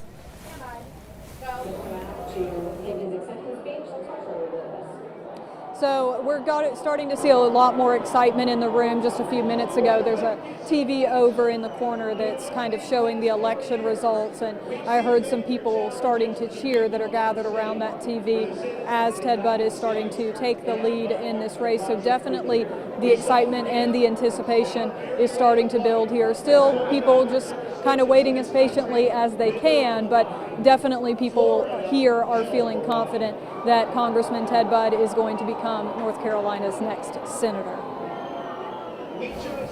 All right, so just hearing from the Ted Budd campaign and thinking that already we're going to probably be seeing him possibly take the stage within the next half an hour. Yeah, sounds about right. So I do want to get to some other races that are important in our area too. We do have, on the House side, a lot of representatives. Everyone in the House is up for grabs this time. Covering most of the triad is Kathy Manning. She had a race that we weren't quite as sure about because she had some new rural areas to that race. We've got Rockingham County and Caswell County that have been added into her district here. Did that just change? Oh, okay, because you changed the counties. Yeah, this is just Caswell County. So what I want to point out here is even in those rural areas, she's still picking up a sizable chunk of that. Were we expecting that? Probably not, but that's boding better for her than perhaps. I wonder, is there anywhere there we can see? So 16% reporting, 53%, but she's got 14-point lead. That may be enough. What's the percentage of Guilford that's reported, if you care? Percentage of Guilford's still pretty low, just 9%. Okay, then I would say things are looking okay for her. Closer than expected, but I think she's going to probably pull it out. I want to know what her camp is thinking about all this, and we have a crew there, luckily, right now. Lauren Coleman is with Kathy Manning's camp tonight. How they doing? Hey guys, a lot more people have trickled in since I last spoke to you all around 8:15. Right now I'm live in downtown Greensboro at Elm and Bain. That's where Representative Kathy Manning is hosting a watch party. The folks working her campaign have informed us she's going to take the podium sometime around 9:30 or 10 o'clock, so we'll be keeping a very close eye on that. According to our website, right now Kathy Manning is leading against her opponent, Christian Castelli. Just to give you a little bit of background on this election, District 6, it covers Guilford County, Rockingham County, and Winston-Salem. Kathy Manning is vying for a second term. She was elected back in 2020, and throughout this election, she stood strong on her long connection to Greensboro. Some of her top priorities have included affordable health care, affordable higher education, and women's reproductive rights. In regards to the economy, she's stood behind legislation like the American Rescue Plan and the Inflation Reduction Act. Once again, we are told she is going to take the podium around 9:30, 10 o'clock. Hopefully we'll have that sound for you throughout this digital show, but if not, we'll certainly have that for you tonight on WFMY News 2 at 11. For now, reporting live in downtown Greensboro, I'm Lauren Coleman, WFMY News 2. All right, thanks so much, Lauren. And of course, we're going to get the other half of this race, right, which is Christian Castelli. And so Avery Powell is with the Christian Castelli camp, and so we want to see kind of what they're thinking now. He's about 23,000 or so behind the leader. Hey, Avery. Hey Tanya, yeah, there's lots of excitement here at Rhodey's Tavern in Greensboro, where the Guilford County GOP is holding a private watch party. Christian Castelli hasn't arrived here just yet, but he's still hoping to take that U.S. District 6 seat from Kathy Manning, the incumbent. This would be Castelli's first run at public office, but he's focusing a lot on his military experience. He has more than 20 years of military experience. He's a retired lieutenant colonel from the U.S. Army Special Forces. He's had 12 deployments overseas, and some of that also was in combat. So he's using that experience to really push forward his political campaign. And he says he's focusing a lot on fiscal responsibility. On his website, he's promised not to vote for any tax increases, something he's hoping that will bring in more people as we talk about inflation. That's becoming a hot topic during this election season. He's also talking about immigration, saying he wants the border wall at the Mexican-U.S. border to be finished, but also wants there to be a path to citizenship that makes sense. He did speak with News 2 a couple of months ago during the primary race and described his campaign as pro-gun, pro-constitution, pro-life, and pro-country, kind of giving you an idea of how he sees himself and the issues he represents. He also says that he is pro-law enforcement and will reject any efforts to, quote, defund the police. As I mentioned, that long military experience, he was born in Columbia, South Carolina, to military family, so that is something he really has said has shaped his political career. When he arrives, we're hoping to talk with him a little more about that experience and about what he's hoping for tonight. Avery, we appreciate that. So we've been looking at the Manning and Castelli numbers here on the big board. What's great about this is we can see the precincts as they come in, what percentage are in. It looks like Rockingham County, we have more than 3/4 of the vote in. Yeah, in Rockingham, according to the Board of Elections, you've got 11 of the 15 precincts reporting. Caswell's already got 7 of 9. And Rockingham County was going to be Kathy Manning's biggest challenge tonight. Yeah, that's Phil Byrd country. So it was going to be her biggest challenge. And Guilford, as of right now, 15 of 165. So less than 10% of Guilford precincts have reported. Yeah, and this little sliver of Forsyth, less than 5%. Yeah, 1 of 26 precincts. So, anything can happen, but I would say that things are looking pretty good for her. This keeps changing too. Yeah. The Senate race, Ted Budd's lead keeps growing and growing. Now Beasley behind 21,000 votes. And of course, that's just such a flip-flop of what we saw from the very beginning. And still 56% of the votes to come in. I'm trying to look at the big cities here. I mean, Mecklenburg County, we've got only 9% of the precincts in so far. Does that matter? That is important. If it's only 9%, what's Guilford look like in terms of reporting? Guilford just 9%, Wake 0 because they're having those issues. So they've just published the early voting numbers. That tells me there's a chance that it might close some. What's Asheville look like, if you would? Asheville, we've got more than half. Okay, so Asheville, she's going to And Boone, almost half. So Chapel, Orange and Durham? Orange, 3/4, Durham, half. So she's still got some, I mean, those are the bulk of the votes in the state. Those are the urban areas. So still, you know, I think the gap may not be huge, but I still think that it grows slowly. I just think it's so interesting to be able to use that map and to be able to do that, because years ago we were able to say X amount of precincts reporting, but we weren't really able to see where they are taking those. I still remember before it was published on the internet, we had to call each reporter at each one of these places and say, what do you have? And we write it on a legal pad and run it to the set. Right, yes, and then Jeez, as how it old would are go. you? I'm old. I don't have any hair, I'm old, Tom. I understand. All right, we're going to bring it back to the triad when it comes to the sheriff's races. Soon we're going to be checking in with Danny Rogers and also with Phil Byrd, both of them going for the Guilford County Sheriff's Office. Danny Rogers, of course, the incumbent, really riding that blue wave the last time, beating B.J. Barnes, which was a big surprise, and then Phil Byrd now trying to. Campaigning on rising crime in Guilford County, at least the perception of it. It seems like every day on Facebook I see people saying, what's up with all the crime and the shootings and all of that. So that was definitely the message of the Phil Byrd camp. Was that we're going to be tougher on crime, that it's gotten out of hand, that kind of thing. So we're going to check in with them here in a moment. There are also a lot of other state races going on too. Let's take a look at some of those really quick. We have some numbers starting to come in the state Senate. Amy Gailey doing really well there. No surprise there. Phil Berger, we knew that one.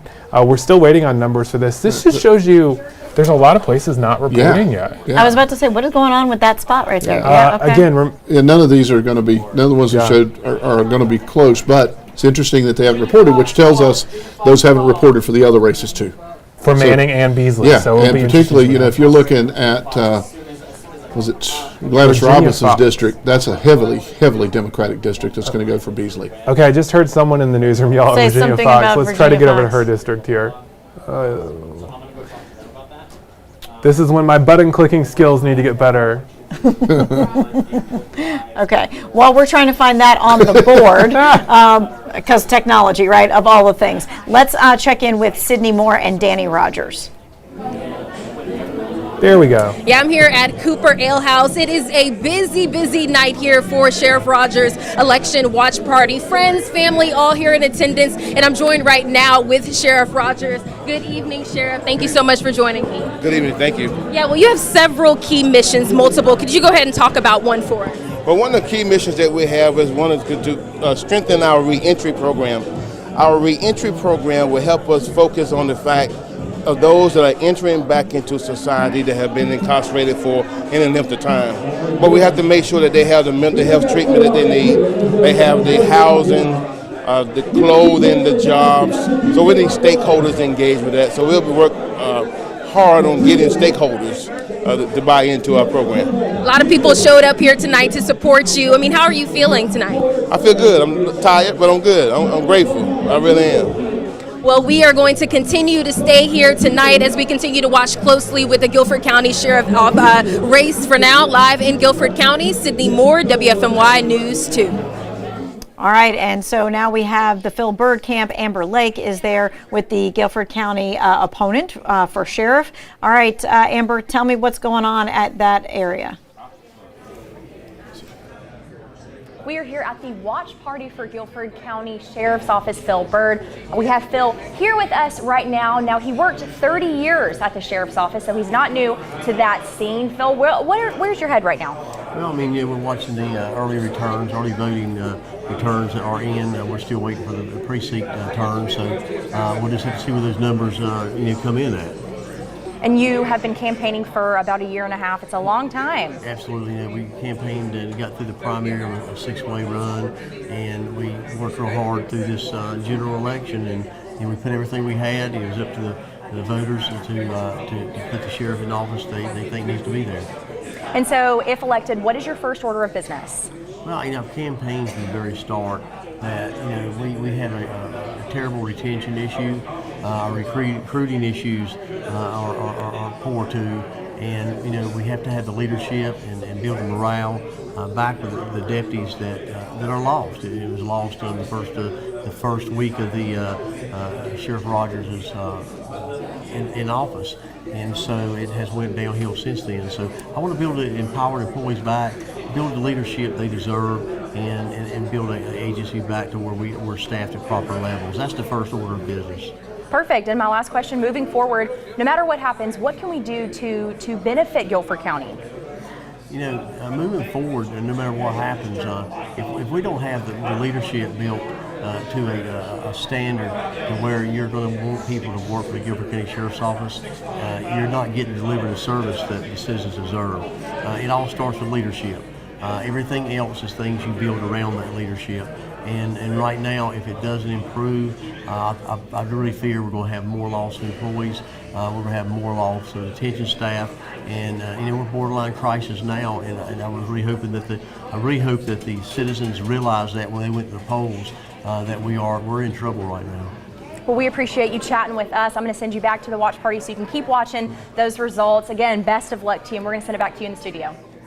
All right, so what we're going to do is we're going to stay on the whole sheriff's races, and we're going to go to Forsyth County because Hunter Funk is going to be with Sheriff Kimbrough, who is hoping to also be reelected. All right, real quick, let's take a look at this big screen over here because the race has just been called for Virginia Fox, which not really a surprise by any means, but 62% of the vote. So Virginia Fox also representing the U.S. House, North Carolina, one more time. And her area, very rural in the western part of our state. And so that's why I wanted to talk about rural issues and broadband. And we have Mark Hensley from AARP. He's joining us by Zoom. He's one of our many experts with us today. And so, Mark, I want to talk about how, rural issues, broadband issues, yes, they're an AARP kind of issue, but they're kind of an everyone issue. Well, that's true. First of all, this is called closing that digital divide, and 80 of the 100 counties in North Carolina are considered rural. So we are focused on rural issues, and particularly about closing that digital divide, that using that American Recovery Act funding and future funding is going to bring broadband to our most rural areas. This affects things like getting telehealth, access to information. All of those issues, as you said, are everybody issues, and it affects a huge portion of our state, and those voters need to know where their elected officials stand on future funding for broadband.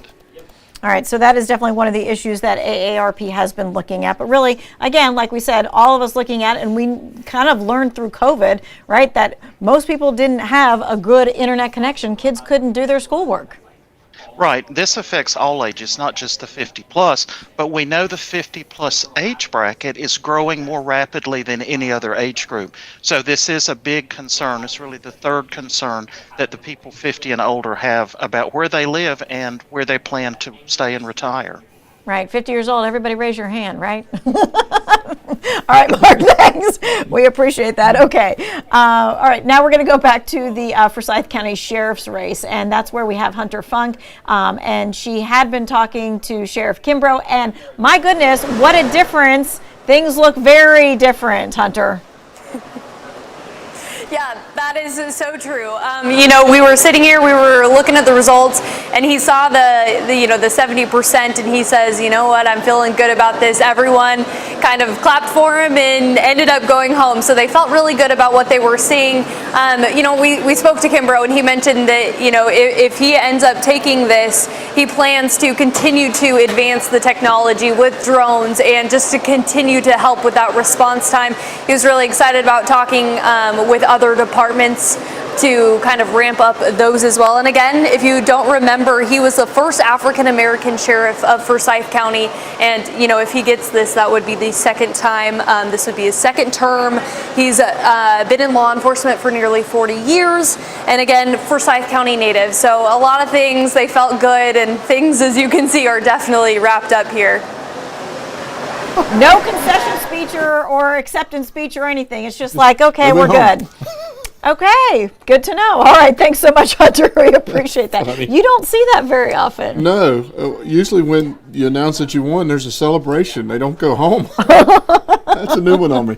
And we were talking about how we were seeing lots of those acceptance speeches really early on primary night. It is now 9:24, so 2 hours almost since the polls have closed, and we're not near acceptance speeches just yet. Yeah, close, but not near. A little closer than the primaries, but that's not unusual. I mean, we know that most primaries aren't even, they're not even contested, or there's usually a dominant, with the exception of the Bud McCrory race.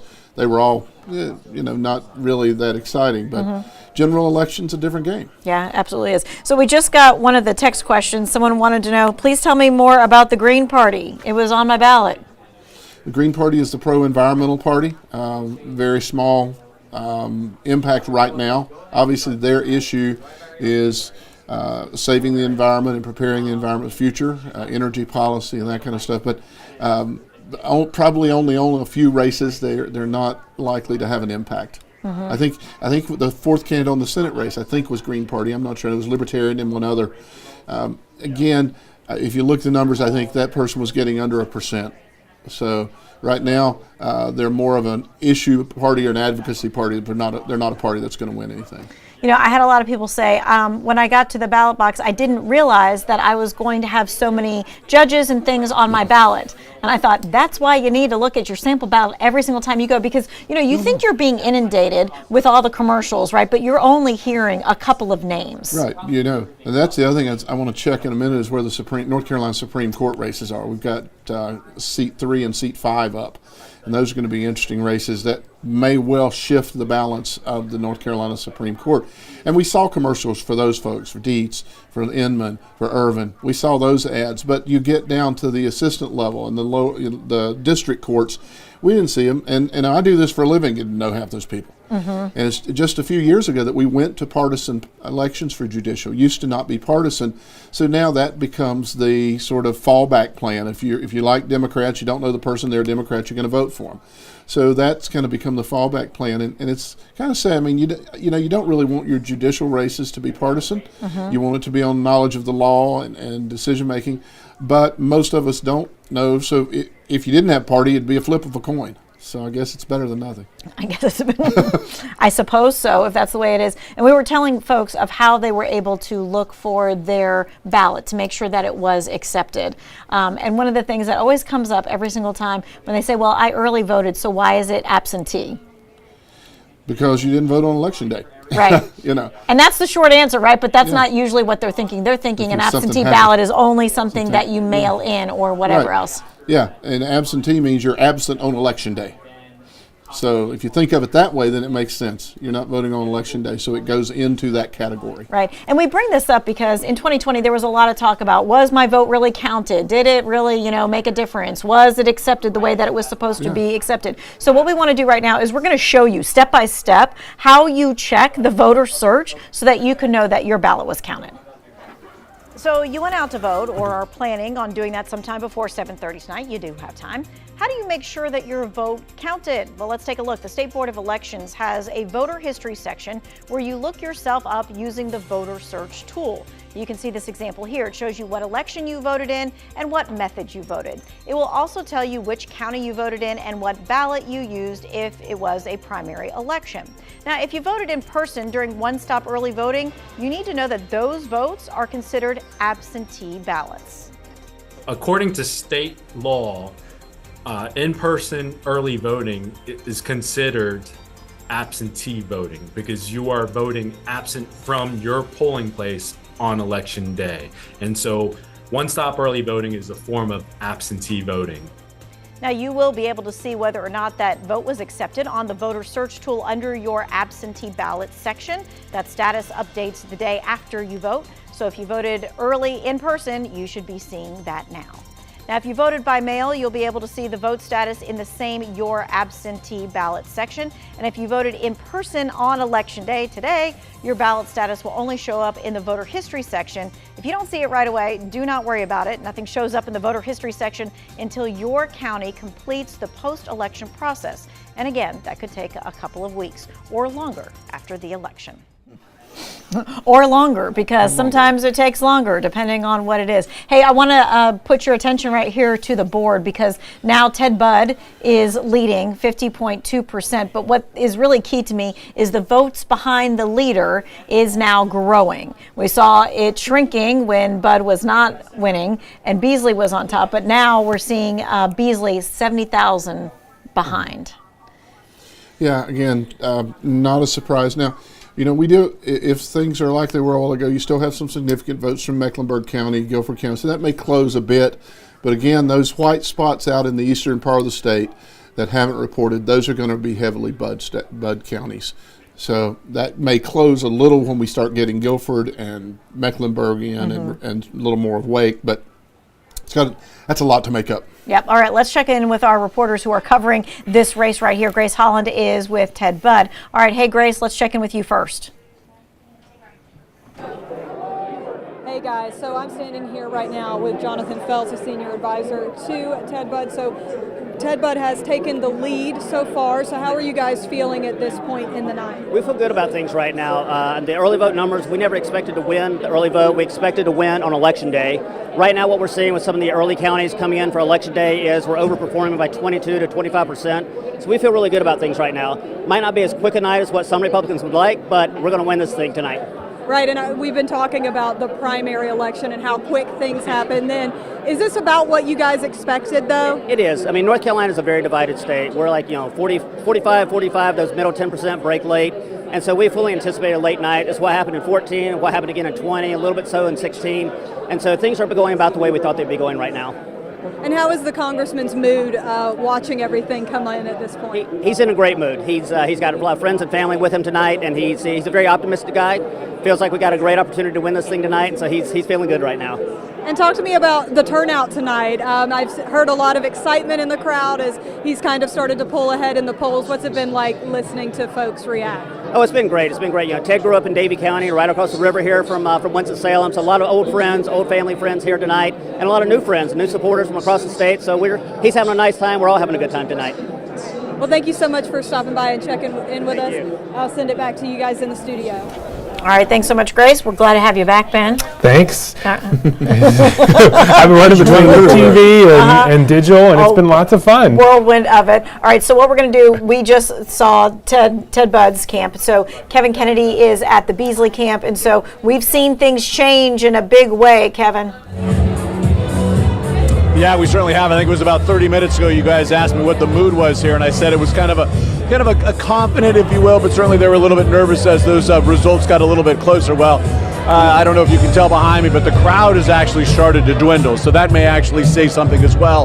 About maybe 5 or 10 minutes ago, they put the results or the latest polling numbers up on the big screen here, and that's when you saw it flip for the first time in regards to Ted Byrd kind of taking the lead. It certainly kind of took the air out of this place. Obviously with technology, people are able to look on their phones and kind of see that close race, but I don't think they have that expertise that we're providing for folks that are sitting at home watching in regards to just, I guess, kind of what those numbers mean and how dramatic that shift has become or whatever, and I guess kind of the difficulty that Beasley would have moving forward now. And we're certainly not projecting this, but moving forward to go ahead and then kind of retake that lead and actually win the North Carolina Senate. So a lot of the folks here just seeing the numbers, it's still close, there's still optimism, but I don't think they have all the information that we're providing for folks that are watching at home right now.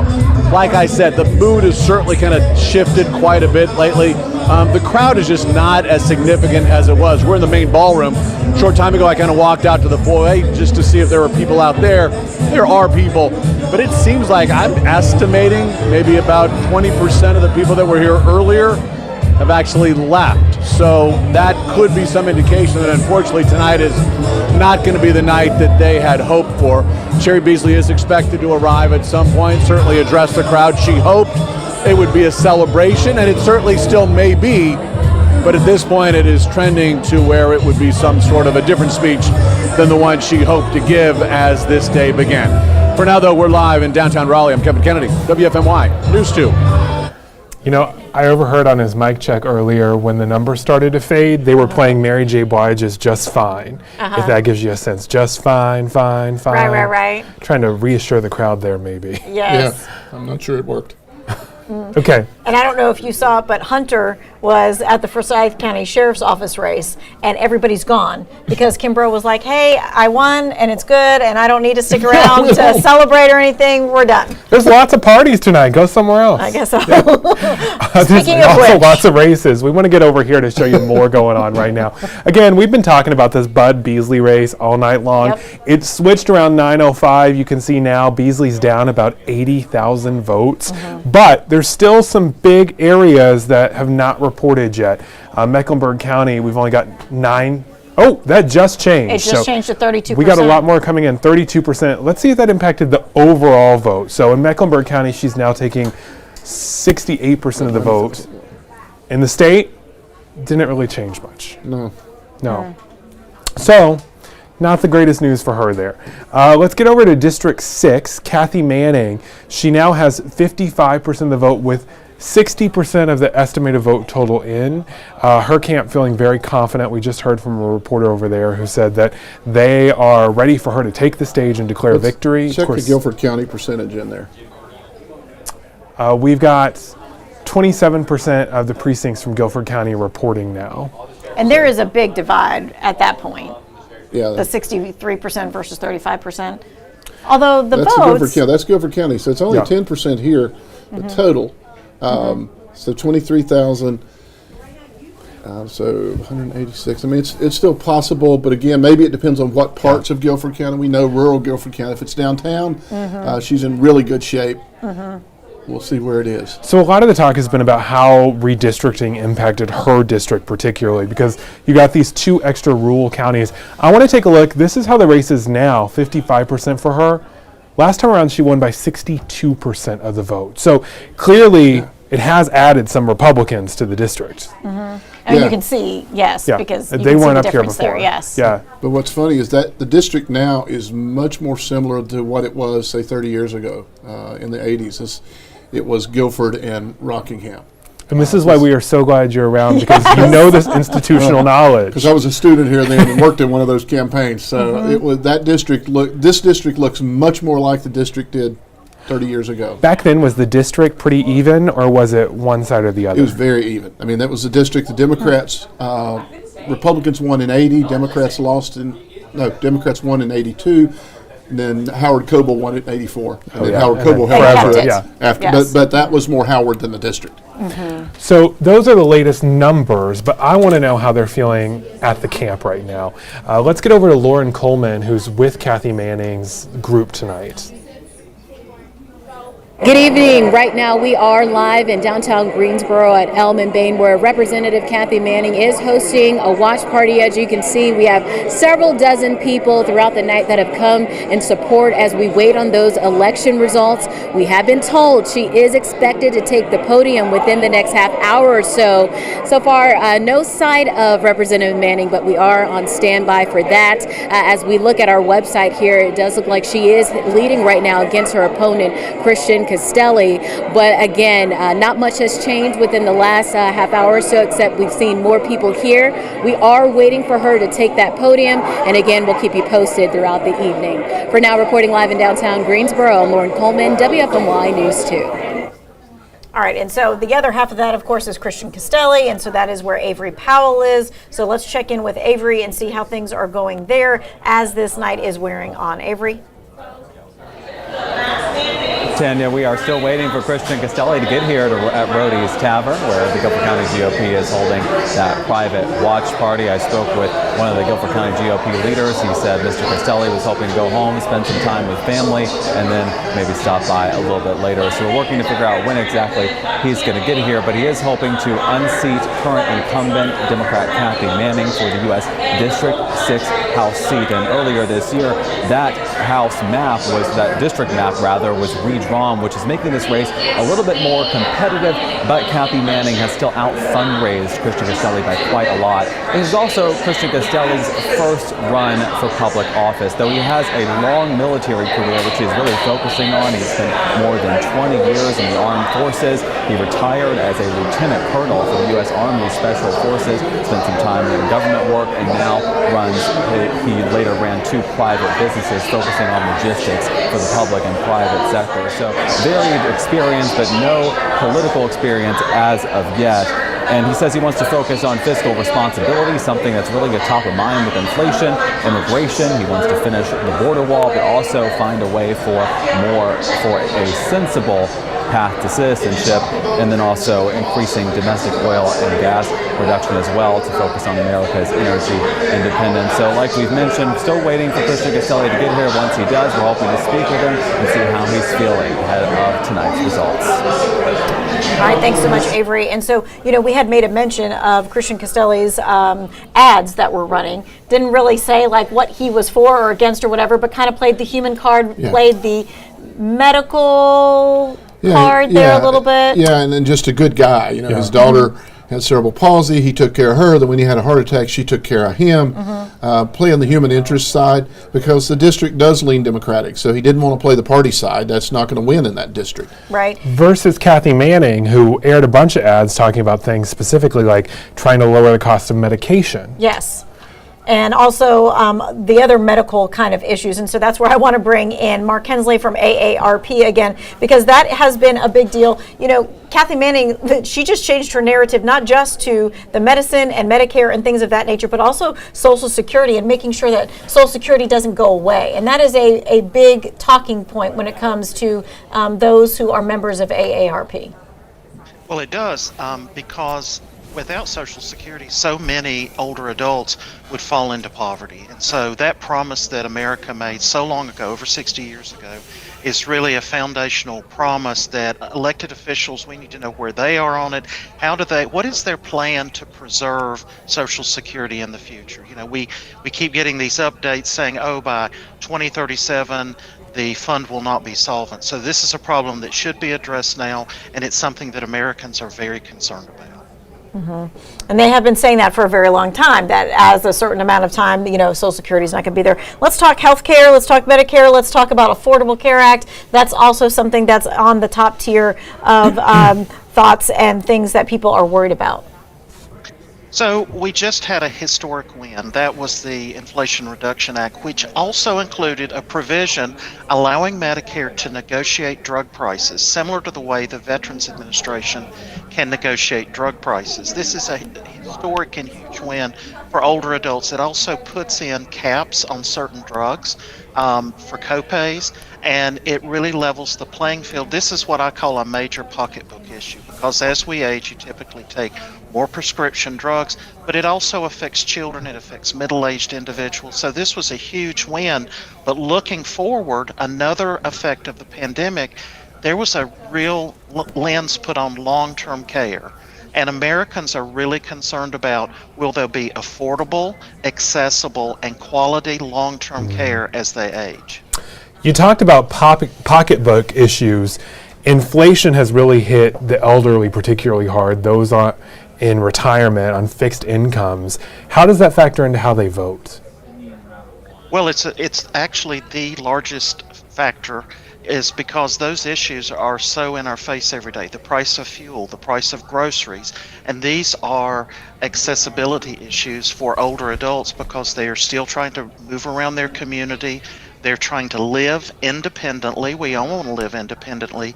And this really gets into how do these issues affect their day-to-day ability to remain independent. All right, Mark, thank you so much for joining us one more time. We so appreciate that, giving us that perspective there. We also want to be on top of some big local races tonight. In Guilford County, the sheriff is on the ballot. I'm looking at the results right now. Danny Rogers, the incumbent, the Democrat, has about 59% of the vote. Phil Byrd's 40% of the vote right now. All right, and so Sydney Moore is in the Danny Rogers camp. All right, Sydney, what can you tell us? Yeah, well, it's a pretty busy night. I mean, here at Cooper Ale House, you can see here behind me friends, family, different people from his campaign group here all supporting Sheriff Rogers. Of course, he is hoping to keep his seat. He was sworn into office back in 2018, and he's really hoping to continue to gain the community's trust by keeping that seat. He has several key mission points. Several of those are reducing officer attrition rates, rebuilding law enforcement and citizen relationships, and also reducing crime. You know, today he's had a completely busy day. He said he was out all day campaigning, talking to people at polling sites, also talking to folks to continue to get his face out there. And again, it's a very, very busy night. They're all kind of at the edge of their seats, hoping that Sheriff Rogers is able to win this election. Of course, we'll continue to be here all night as those results continue to come in. Live in Guilford County, Sydney Moore, WFMY News 2. All right, and as the numbers have been coming in, it seems that Danny Rogers is right now ahead in that race and taking most of the votes there. Does that mean that we are going to talk to Amber Lake from Phil Byrd? Okay, I just want to make sure, and for folks that are watching you know, through the web and through YouTube and things of that nature, you know, we're trying to juggle a lot of different races all at one time to bring you as many as possible. Hey, Amber, I know that you're with Phil Byrd's camp. I don't know if you heard what Sydney was saying and how more of the votes are trickling in, and it's not looking like it's going in Phil Byrd's favor.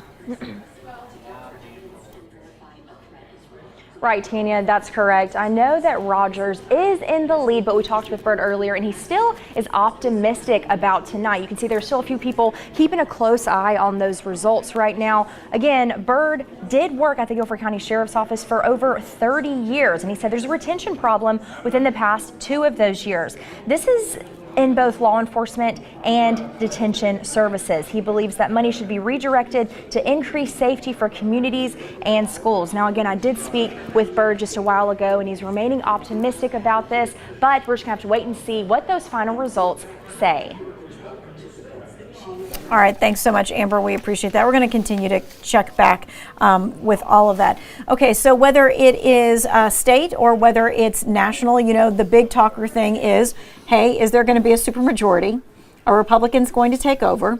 So what we want to do now is we want to take a look locally through our state legislators and see what that would mean and how that would take effect here. All right, we thought we were going to take that. In the meantime, we'll talk about that some. Yeah. I mean, we're looking at possibly the change of power nationally and right here in our state. Yeah, you know, here in our state, it will still be a split. The governor will be Democrat Roy Cooper. Republicans are going to control the legislature. But the question is, will they get a supermajority in either or both chambers? Really, just getting it in one doesn't help them any. Mm-hmm. So they need to pick up 3 seats in the House, 2 in the Senate. I've just been checking results in some of the races that were supposed to be close, and they are. As I said earlier, most people think that taking the 3 in the House, you would think 3 seats out of 120 would not be that difficult. Right. But they're already at 69 or 69, mm-hmm. and that's sort of pretty close. I think they had 74. That's pretty close to their high water mark. Mm-hmm. And so getting those last 3, particularly using these districts. Now, you heard earlier with the gerrymandering, there'll be new districts in 2 years. That's right. And with those new districts, depending on who draws them, may make a big difference, because North Carolina Republicans right now are suing and are before the U.S. Supreme Court to invalidate the ability of the state Supreme Courts to change the districts. Mm-hmm. So if they win that case, then they're going to draw the districts, and we'll be in a very, very different place 2 years from now. But again, I think right now it's still very possible the Republicans take that supermajority.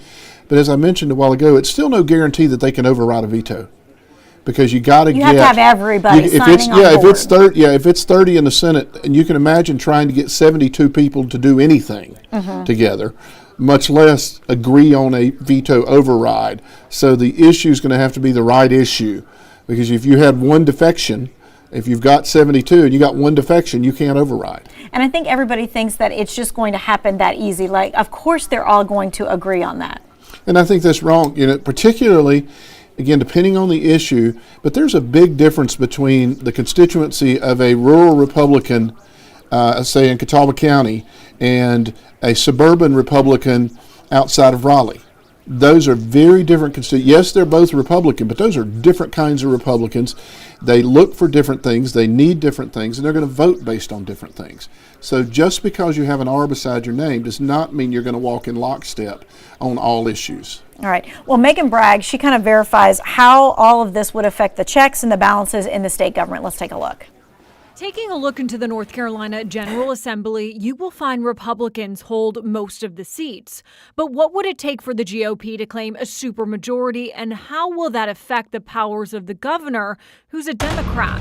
To get answers, we went to Catawba College political science professor Dr. Michael Bitzer and the North Carolina General Assembly. When it comes to supermajorities in both chambers of the North Carolina General Assembly is the number 3/5. So 30 in the Senate, which has 50 seats, and 72, which is in the House with 120 seats. So how can Republicans get a supermajority in Raleigh again? Of the 120 seats in the North Carolina House of Representatives, right now 69 are Republicans and 51 are Democrats. In the Senate, Republicans currently have 28 of the 50 seats. To pick up a supermajority, they would need to win both 3 more seats in the House and 2 in the Senate. But what does it matter if Republicans won a supermajority in the legislature? If a party gets to those numbers respectively in both chambers, what they are then able to do, if they are all unified, is to override a governor's veto. Even if the General Assembly passes a bill on a majority vote, the governor can veto the bill, which prevents it from becoming law. However, if any party holds a supermajority, which is 3/5 of the votes, if they hang together, they can override the governor's veto and allow the measure to become law anyway. Bitzer tells us for Democrats, it would be nearly impossible to gain a simple majority in both House and Senate because they would need to win almost every contested seat. The best Democrats can hope for, he says, would be to stop Republicans from winning a supermajority this cycle. Been talking about that quite often, and I was just looking up, so the governor had vetoed more than any other governor, 75 vetoes. Most of those were in the first 2 years. The last 2, they've gotten along pretty well together, especially with COVID. You know, they came together and reopened the schools. They came to an agreement on the budget. I think, I'm going to say for the first time in 6 years, they got the budget done on time. So the last 2 years have been much better. Yes. But we'll see, you know, if they gain the supermajority and you don't have to play nice, you might not. All right, we are going to turn our attention to finances. And once again, we've got Janae Adams here, our money expert. Hey, Janae, I wanted to talk to you about the student loan and the whole issue of the stop that's happening right now. So many people who are watching right now have a student loan. We know that the student loan forgiveness is there. We know that they've stopped it for the moment, but they're still taking applications. That is correct. So 40 million people have student loans, and that ranges from a 19-year-old to people who are over 60. So 40 million people. And so although there is a temporary block right now, they're still asking people to fill out the application, which takes only 2 minutes to do. It takes not a long time. Over 25 million people have already done it. And so when this block gets lifted, what is going to happen is they're going to try to forgive the 10 or the 20,000 for as many people as possible, definitely before that January 1st deadline of when payments start up again. And so folks really need to know that they need to, even though that it's paused at the moment, they still need to do that application. Well, if they want it to be start of January 1st, they need to do it before December 31st of this year. Yeah, so what they need to do is make sure they get the application done as soon as possible, because what the Department of Education has said is that anybody who gets their application in before November 15th, once this block is lifted, they are more than likely are going to get their student loans forgiven 10 or 20,000 before the January 1st start date. Now you have until December 31st, 2023 to fill out the application, but I would not wait on that. All 40 million of you need to get that application done ASAP. Yeah, because I think to myself, what happens if different people come into power and they somehow figure out some way to stop the whole student loan forgiveness, but your loan has already been forgiven? Right? You'd hate to be one of those ones who didn't make the application. Exactly. You don't want to be in that boat if anybody tries to stop it again. But one thing I would tell politicians to be careful of, I would like them to understand it is 40 million voters with student loan forgiveness, and in 2 more years, another election is coming up. I had no idea that it ranged from 18 years old to over 60. Yes, so what people need to understand is that the biggest number of an age group that's growing with student loans are over 60. So that is a certain voting block that usually votes a certain way, and they are the ones who have the most student loan debt. So people need to really remember that, because they not only have their own student loans, but they also have Parent Plus loans because they took out a student loan for a grandchild or a student loan for a child that went to college, maybe to get their master's or something. So they are the largest block with student loans, is that over 60 group. I love that context because I had no idea that's what we were looking at. Even Tom was like, wow, that was a statistic that I don't think is very well known. No, absolutely. All right, Janae, thank you so much for that. We appreciate that. And that, puts a whole different perspective on it when you're thinking about who's voting. Yeah, because as she said, generally that's a group, particularly of late, has voted Republican, but that might switch if this is a Democratic issue. Might pick up a few votes in a block that they weren't expecting. I think most people expected this to be targeted to, late 20s, early 30s folks who are just out of school and got through that. But it's hard for me to imagine 60 years old with a college debt. But as she said, it's not just them. They may have borrowed for their kid or even their grandchild. Right. And that's it's a big deal. And then when you start talking about money and your grandchild, all bets are off, baby. All bets are off. Okay. Tell me what you're looking at here and what you think we should all be paying attention to. Well, I'm looking at some of the national stuff going on right now. Okay. Looking at some of the governor's races, because a lot of the governor's races were kind of close. The governor's races I thought were going to be a wash. Democrats were going to pick up a couple, Republicans were going to pick up a couple. Clearly, Democrats are going to pick up Maryland and Massachusetts. Those were 2 states that had moderate Republican governors who couldn't run again. So that's a done deal. But looking at some other states, some I was looking, Nevada is one that's too far out west. Numbers haven't come in yet. Another one that was supposed to be close is Wisconsin. Right now, the Democrat, Tony Evers, who is the sitting governor, is holding only 33% of the vote in. So those races are still tight. The ones that I'm watching are Michigan, Wisconsin, again, Nevada when that comes in, Kansas and Arizona are the ones that are going to be really interesting. Kansas is a red state, but if you recall, that was the state that surprised everybody with the abortion vote this summer. They have a Democratic governor, Laura Kelly, who is a moderate, seems to be doing well. I haven't looked at her numbers yet. Arizona is the one where you've got the Secretary of State, Katie Hobbs, who's running for governor, who was, of course, the one that stood up against the onslaught of all the election deniers. And the person running against her is Carrie Lake, who is an election denier. Everything that I'm seeing points that she's going to be the next governor. So I'm watching that one. Again, those West states haven't started coming in yet because they're not closed. The polls aren't closed. But that's what I'm looking at nationally for governor's races. Senate race, Georgia's still too close to call. Walker had moved ahead. Fetterman is still holding in Pennsylvania, but again, 1/3 of the votes in. So some of those, Kelly in Arizona is the other one we're waiting for the Western votes to come in. Okay. All right. So as you look at that, I'm going to put your attention to the big board one more time so that you can see what's happening in the Bud and Beasley race. So, at 7:30, this was the total opposite of what it is right now. Beasley was in the lead and Bud was trailing by like 98,000 points, votes there. So now it has flipped. Bud is now in the lead, 50.9%, and Beasley is trailing about 125,000 votes at this point. Now, they're saying that, 72% are reporting voting in the state, so we still have 28% yet to come in. That's an awful lot to overcome. 125,000 is a lot to overcome. So, we're expecting within, you would think, by 10:30, Yeah, what time is it? It is almost I 10 don't even know. o'clock, right? Yeah, I would say by 10:30 he would be comfortable coming out. But again, a lot of it depends where those votes are. If they're, if the bulk are still in Mecklenburg, Raleigh and Guilford, then maybe he's a little bit reticent to come out. So we'll see.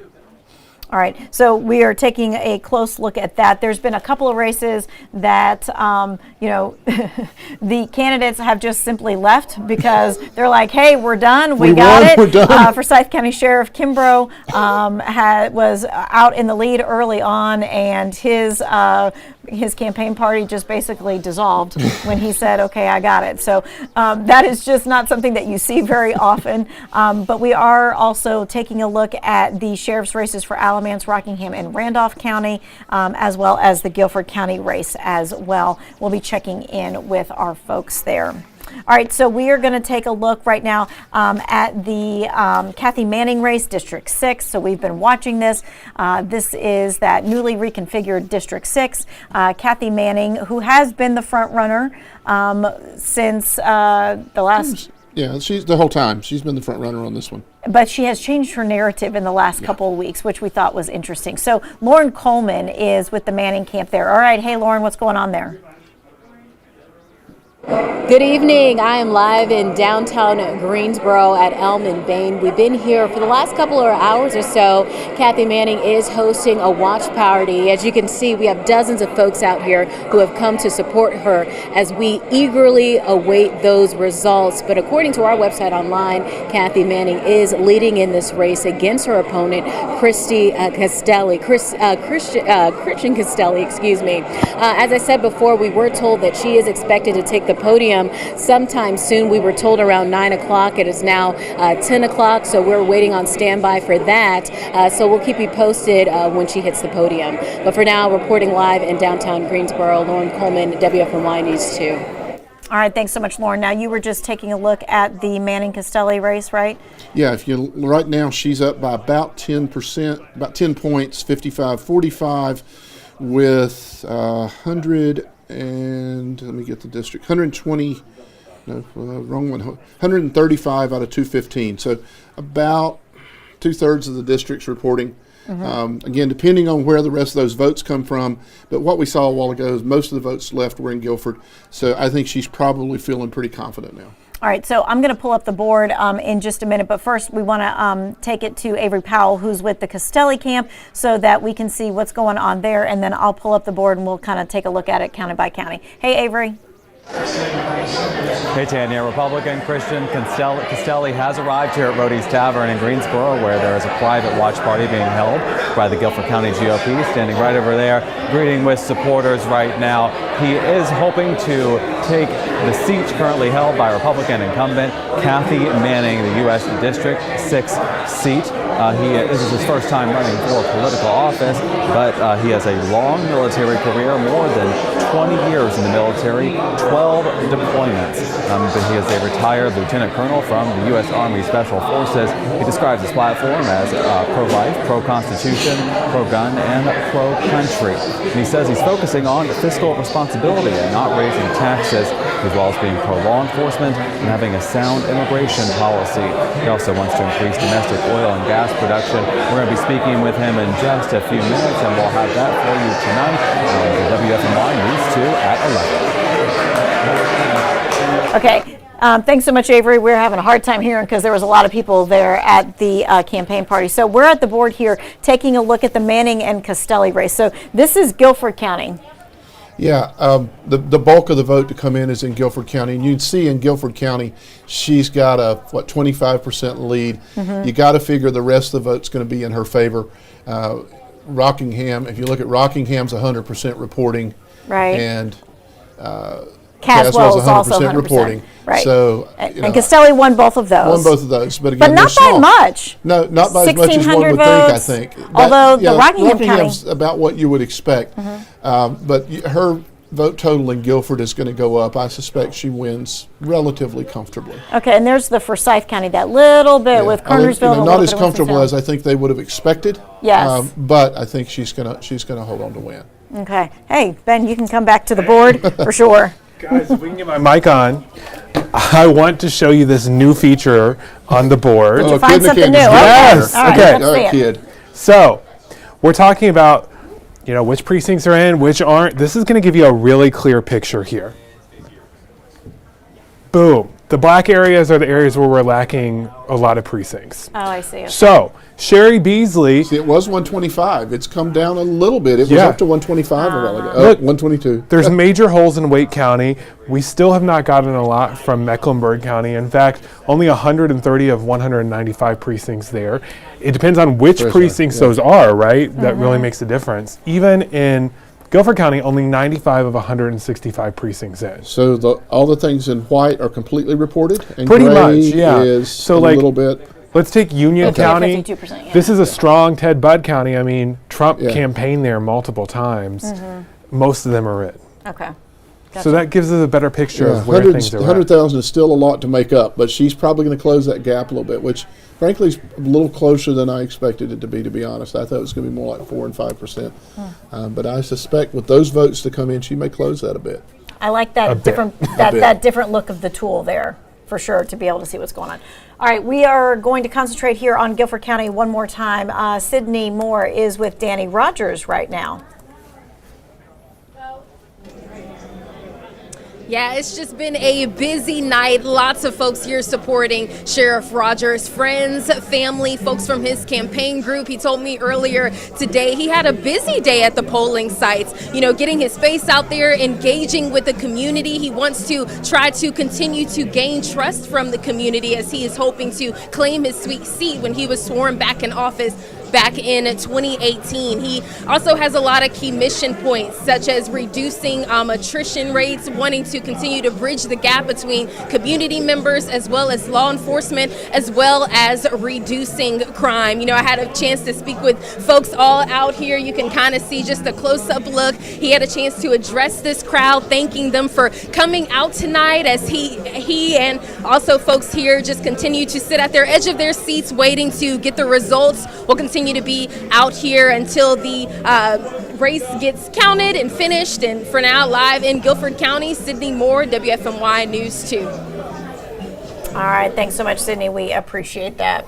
So one of the things that I've been interested in this week is North Carolina, when I moved here a decade ago, was the battleground state. I feel like we got hardly any national attention, especially for our Senate race this time. What's changed? I think the 2020 election really, everybody thought it was going to be tight battleground state, and Trump ends up winning, 4 or 5 points. I think what changed was 2020, and some other states moved up. I don't think anybody 8 years ago would ever thought Georgia or Arizona were going to be battleground states. Those were solid red states. So now that they both are the spotlight's going elsewhere for now, because those are the states that seem to be more divided. And I think that's what's happened. We've gotten a little more red, and they've gotten a little more purple. Our population is growing. Our cities are growing in particularly. You would think those would be more liberal voters, but how do we seem to have more Well, it's conservative? not so much the cities as the suburbs. Okay. The growth, look at Raleigh. It's not downtown Raleigh. It's outside of Wake County. It's in Fuquay Arena. It's in, moving north of Raleigh. And those suburbs are really up for grabs. Which is like a good example of this Union County thing right here next to Mecklenburg. I mean, they're pretty heavily Bud today. Yeah, but Union is not a suburb, suburb of Mecklenburg. But, Charlotte, outside of Charlotte, you're starting to see some growth, but it's more north. You're not really seeing that much growth out towards Union or Stanley or that area. So we're talking this region. Yeah, if you look there, go up above to the, you're looking there. Franklin, See, look how much closer those are. And so that's what you're seeing is the growth is there, and that's not like being in downtown Raleigh. The growth is in those suburbs. And the suburbs really are, pretty much we know urban vote's going to be Democratic, rural vote's going to be Republican. Who's going to get the suburban vote? And I think really that's what switched in the last 3 weeks.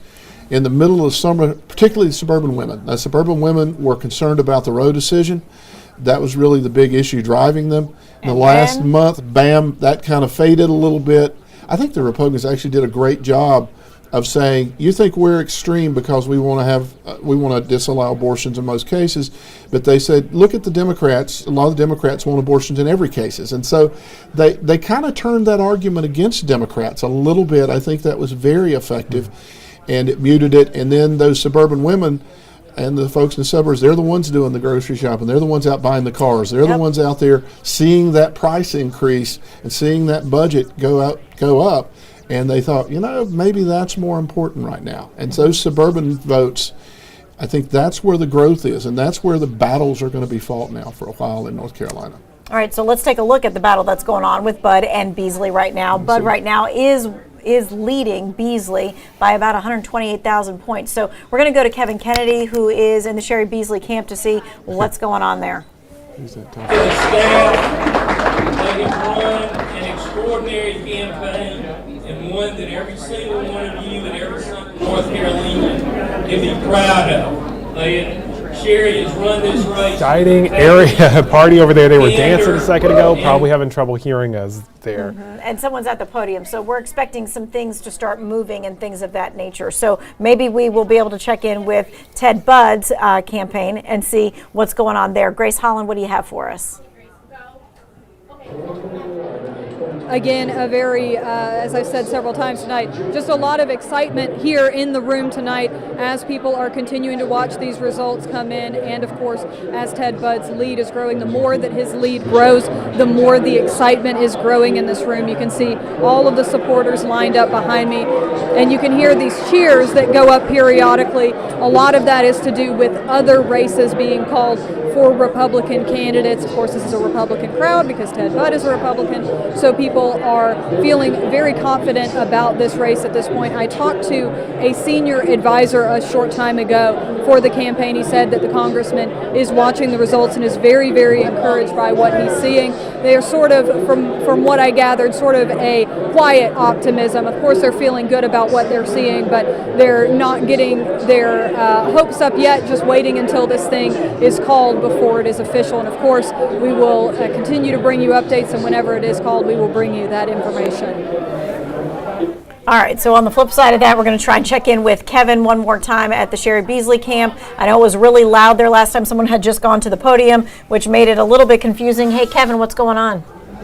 Hey guys, sorry about that. It was tough to hear you last time, obviously. So certainly, somebody's up on the podium talking right now. At some point, we do expect Sherry Beasley to be up here. Look, this is not a defeatist type attitude yet, by no stretch of the imagination. Certainly, we've seen the results come in lately. Ted Budd kind of having a little bit of a lead, and kind of it seems like he's expanding that lead a little bit over the last 25, 35 minutes or so. But this crowd is certainly not giving up, and really, you can be sure that Sherry Beasley is still optimistic or what have you in regards to what could take place. That being said, either way, the folks that are out here tonight that have supported her through this journey are certainly going to enjoy this. 19 months Sherry Beasley has been campaigning across the great state of North Carolina, hitting all 100 counties along the way, talking with folks on the ground. A lot of them here tonight to support her, win or lose. And make no mistake, we are not saying that she's going to lose this race. Nobody's projected a winner in this race right now, but we all have kind of seen the results. So there is a little bit more concern than earlier in this evening where there was optimism and excitement. We're going to go ahead and stay out here all throughout the night. Certainly when Sherry Beasley takes the stage, we'll bring that to you live. For now, though, I'll toss it back to you guys in the studio. We're live in downtown Raleigh. I'm Kevin Kennedy, WFMY News 2. Okay, so one of the big things we've been watching is where the votes are coming in from. We've seen throughout the night that a lot of the big cities still have not reported yet. Sherry Beasley right now, you can look, has 129,000 votes that she needs to catch up for, right? This right here is the map of where all the precincts are that are in. The white, pretty much all in. The darker it is, the more we're waiting for. I want to show you Wake County in particular. Almost totally black. When you add up these numbers, that's about 200,000 votes. That's only a third of the, that's like 15% of the precinct. I just checked, there are 788,000 registered voters in Wake County. So we know not all of them voted today, but there's a huge chunk out there. There might be more than that number. Of course, they're not all going to go for her. But how does that impact this race right now, and does that make it too early to call? I think that's why they haven't called it yet. If you just looked at that number and you didn't know where these votes were coming, if these votes were spread out across the eastern part of the state, they would have already called this. There's no question. It'll be interesting. She may end up, again, I'm not sure she can win, but it may be as close as the Tillis-Cunningham race 2020, which I don't think anybody expected as of last week, the way things were shifting. We'll see, but again, you're right. Let's say that was about 200,000 votes, let's say, cast in Raleigh, and they said that's a third of the votes. Yeah. So you figure there's at least 350,000 votes in there. Now, and that would make a huge difference. And that's just Raleigh. Let's look at Mecklenburg, too. So Mecklenburg still, that's 100. So 2/3 of Mecklenburg's in. We've got about another 100,000 So there. let's say she gets 2/3 there and 2/3 in Raleigh, and that's 500,000 votes. 2/3, so something like 30. That would be close to enough. And just a reminder, in the Burr-Ross, and Burr was much more favored than Ted Budd was going into this. He was the incumbent. It was just 267,000 votes different between them. Although the turnout was lower, I think probably you're looking at they're going to both end up over 200,000 here. It's still, I can see why they haven't thrown in the towel. They might be getting a hold of the towel. They might be thinking about it, but they ain't throwing it in yet, because if Raleigh comes in big, it's still.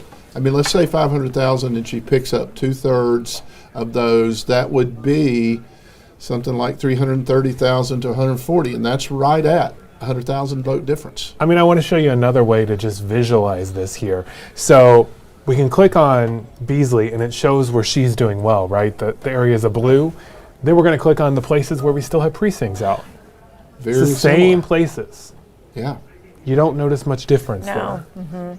And so if you're just catching up right now on what's going on, you're thinking to yourself, what is going on in Raleigh? They had some issues today. Yeah, so they had some polling location problems, and they said that, you know what, we're going to go ahead and release early voting numbers, but the numbers from Election Day will probably not get released, get this, until after 11 o'clock tonight. Okay. So it could be a while before we have this race called. Yeah, definitely. And can you imagine, let's say that she ends up winning. Boy, the conspiracy theorists are going to be going wild. If every vote is in and then Raleigh comes in and it puts her over, there'll be lawsuits and we won't know what's going on for weeks. I think politics, there's lawsuits anyway, right? It much more than it used to be, but it is becoming played out in the courtroom instead of the voting booth, unfortunately. One race we are getting some more answers about, though, are our local races, too. We've really been on top of the judicial races. They are both, the two seats that the Republicans need seem to be going towards them. Yeah. We expected that? Yeah, and they're going to them almost down the ballot by the same percentage. Something like 53% Republican, 54. People just went, I'm a Republican, I don't know these people, and Democrats did the same thing. Now again, Wake County's not in for those either. Does that make a difference? I think the gap is too big. I'd have to look, but it's more like 53, 47, 48 as opposed to 51, 47. All right, and when we're taking a look at right here, just like in our own very backyard, we're talking about the Guilford County Sheriff's Office. We're going to check in with Amber Lake one more time. She's at Phil Byrd's camp.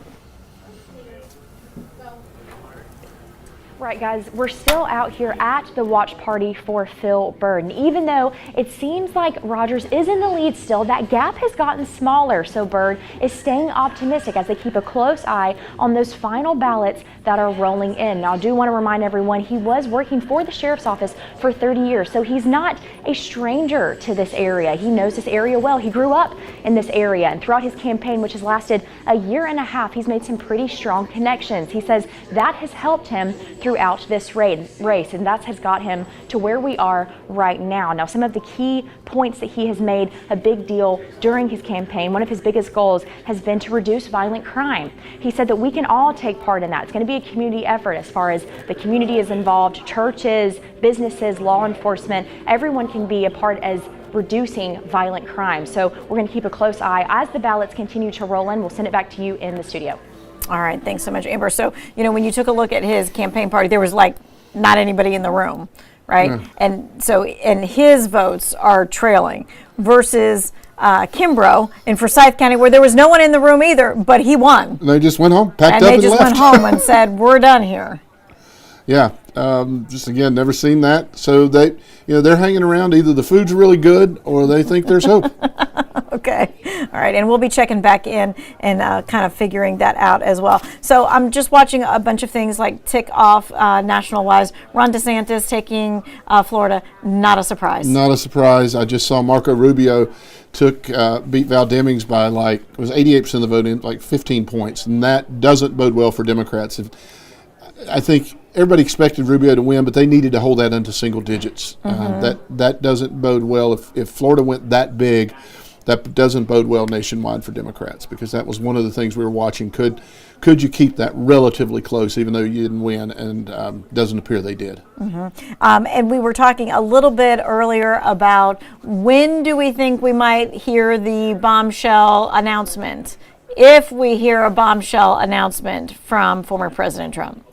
I have no idea what that man's going to do. I never have, and I don't claim to now. I think a lot of people, though, thought that maybe DeSantis would be in for the running. Yeah, I think a lot. Well, and when they had the one governor's debate, Charlie Crist asked him to promise to finish out his term if he won, and he wouldn't, which tells you he's considering it. Now, again, and he wins big because Trump, did call him a name the other day, which really angered a lot of Republicans. They're like, right before Election Day, you're attacking one of our own. So we didn't do it again. But it's clear there's bad blood between those two. So, whether DeSantis chooses to run, and may a lot depend on this. If all of the Trump-supported candidates sweep to victory today, he might look and say, I'm just going to hold on to 28. He's young. Not Trump, but DeSantis may look and say, it's not worth the fight right now. Although you got two awfully big egos there, and he might think it is worth the fight to go at Trump. We'll see what happens. Again today, if Fetterman wins and Walker wins, those candidates that he endorsed that a lot of people thought were not going to win, if they win, it really does become Donald Trump's party, and he is the one to beat if he chooses to announce. And he is the one to beat still. Yeah, within the Republican Party. If you look, over half of the Republican candidates for statewide office this year are people who believe he won the election or claim it was rigged. So the Republican Party, he still has a pretty strong hold. It was really interesting, though, like some of the candidates were Trump candidates. Some of them were another offshoot, like a third party kind of candidate because of whether it was fiscal or something of that nature. Yeah, you had the more traditional establishment ones, and it's interesting, again, if you want to look at how this is playing out. Colorado is a great place to look. Colorado, Joe O'Dea was the Republican nominee. He beat a Trump candidate. Everybody thought, boy, this might be somebody, if we got this kind of guy, he can win. He's losing by 8-10 points in Colorado. Whereas those Trump candidates that everybody thought were going to be bad candidates are still in there, which tells us, I don't know. It's interesting. For me, the whole question has been during this election was, after that divisive primary, were the Trump voters going to come back and vote for the establishment candidate if he won or she, or were the establishment candidates going to come back and vote for the Trump candidate if that candidate won? And what I'm seeing is maybe the Trump voters, they're not coming back so much, but the establishment candidates are holding their nose. Establishment voters holding their nose, and they're voting for Dr. Oz. They're voting for Herschel Walker. They may be voting for Masters in Arizona. That it seems like of those two groups, the ones that are most likely to hold their nose and vote the candidate they don't like is the establishment ones, and maybe that shouldn't surprise us. The Trump folks really do believe their person and their leader is right, and maybe they're more likely to stay, because I think everybody that I talked to thought Joe O'Dea in Colorado against Michael Bennet would be a really strong candidate, and he's running behind most of the Trump candidates. So I think a lot of those establishment folks are coming back home. Trump people stayed home in some of those states. All right, we'll just have to see how all of that plays out. Speaking of seeing how everything plays out, it may take longer for things to play out, and I think we've been talking about that too for the last couple of days, how we might not know some of these races for a couple of days or maybe even a week, depending in some of these states. Yeah, a couple of the Midwestern states, Pennsylvania, Wisconsin, Michigan, they, by law, are not allowed, in some states, not even allowed to begin to process the early votes I think Pennsylvania now allowed them to process, but couldn't start counting until today. And you know, it's interesting. And then it's in those very states that people will say, well, it's all rigged because the votes changed. You know, the vote totals changed. Well, and of yet course it's the vote yeah, of course it changed. And it's the very people often that are screaming the most that pass the law to make that the case. Mm-hmm.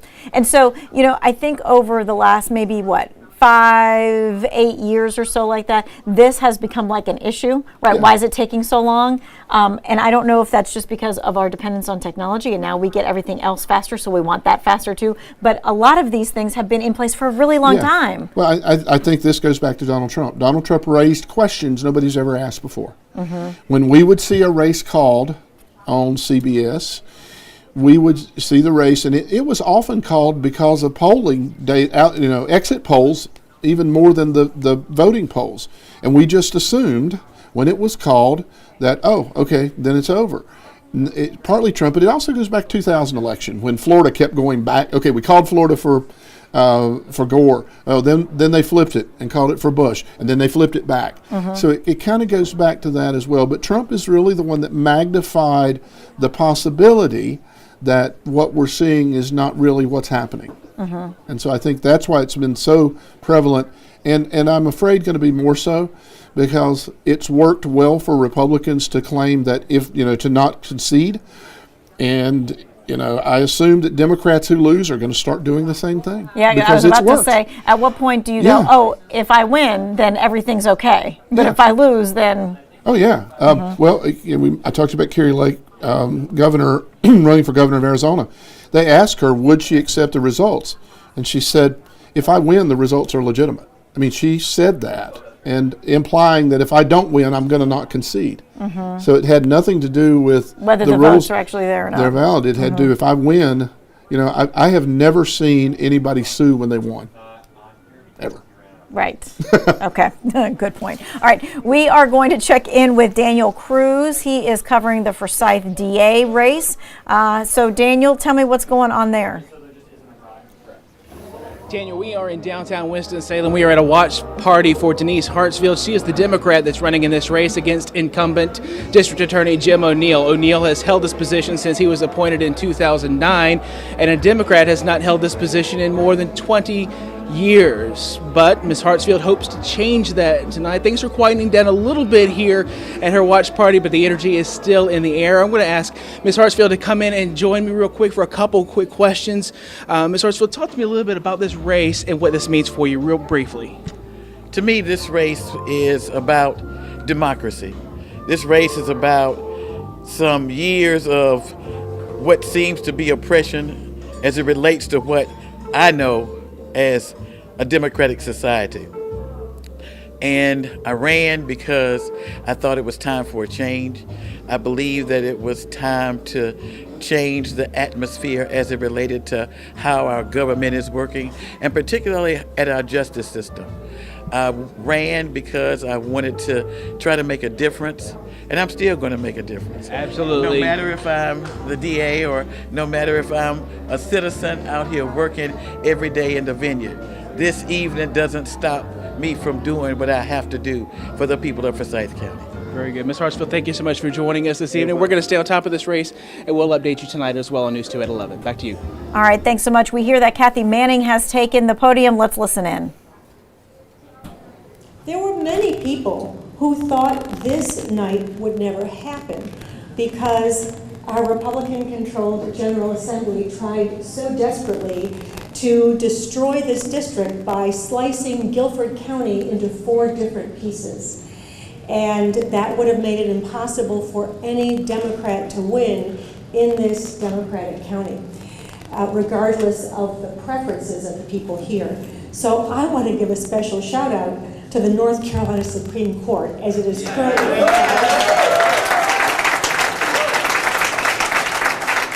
because those justices in their wisdom threw out outrageously partisan maps and required those maps to be redrawn. And when we finally did get a good map, I was actually referred to by my friends in Washington as the Lazarus of the Democratic Party But I never doubted that we would get a fair district if our maps could be redrawn in a fair way. I had faith in our North Carolina Supreme Court that they would let the voters choose their elected officials, not let the elected officials choose their voters. And I hope that the new Supreme Court, however it's comprised, will continue to operate in that fair-minded way. I know it's been a long evening, but I want to just take a few minutes to reflect on the progress that we have made over the past 21 months that I've been in Congress. As you all know, I was sworn into office January 3rd, 2021, the height of the pandemic. So many people were locked in their homes, our schools were closed, 20 million people were out of work, nobody was vaccinated, and thousands of people were dying every day. Don't worry, I'm not going to tell my January 6th story. You've all heard about me being caught in the House gallery. You could all tell the story with me, so I'm going to skip over to that. But anyone who hasn't heard it, I'm always happy to tell you that story anytime. Because I want to talk about the first big vote we took, and that was for the American Rescue Plan. And I want to talk about the American Rescue Plan just for a minute, because that is the plan that allowed us to get 250 million people in this country vaccinated. That's why we are able to be in this room together today. That plan kept small businesses all across the country and large businesses from going bankrupt. It kept people from being thrown out of their homes. It kept people fed. We didn't see bread lines like in the Great Depression. It eventually got our schools opened, and it helped us with the most robust economic recovery of any country in the world. The funding from this legislation has also helped us in this district. It supported child care centers. It has supported apprenticeship and workforce development programs all across our district, including a $23.7 million grant to North Carolina A&T to help us develop more skilled workers in the STEM area, because we've got all these new businesses that have decided to come to our area, and we need the workers that have the skills to fill those jobs.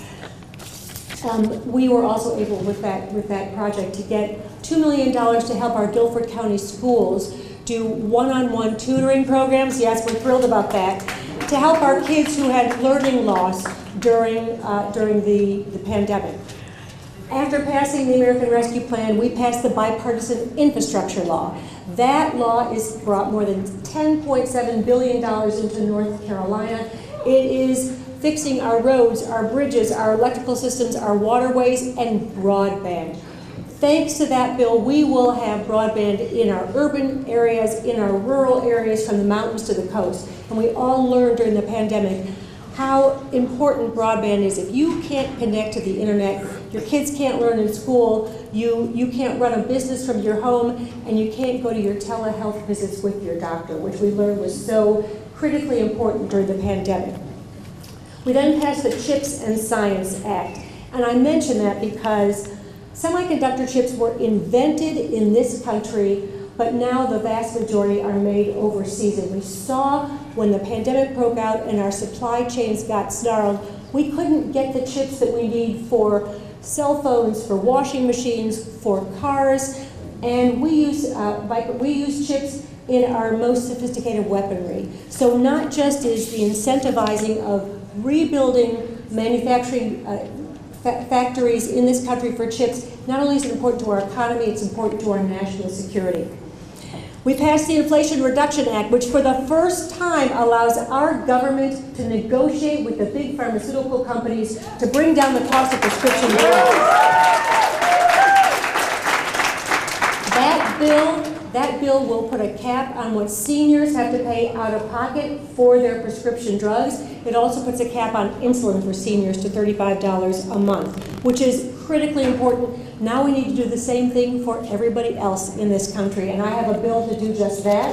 I'm hoping Senator Warnock wins because he's got the companion bill in the Senate. We can get back to work on that when we get back to Washington. I just want to run through, we passed the first gun safety bill that has been passed in 30 years. We passed the PACT Act to provide much needed health care to 3.5 million veterans who are suffering from diseases they develop because of their exposure to toxic burn pits. We passed the Ocean Shipping Act to make sure that our ocean transportation system is more competitive, more efficient, more economical. We passed the Postal Reform Act. Particularly important to those of us who live in this district. For many reasons, but it also eliminates the obligation of the Postal Service to pre-fund its pension plan 75 years in advance. Last, I can't stop without talking about my favorite bill, my Right to Contraception Act.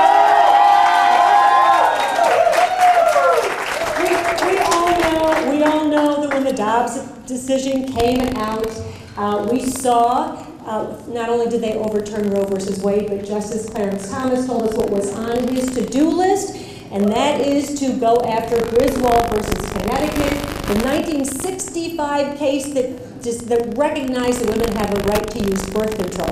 Clarence Thomas actually said he wanted to revisit that decision, and we saw extreme legislators across the country start introducing bills to restrict a woman's right to use birth control. So we drafted a bill to create a federal right for women to use and for medical providers to prescribe the full range of FDA-approved birth control.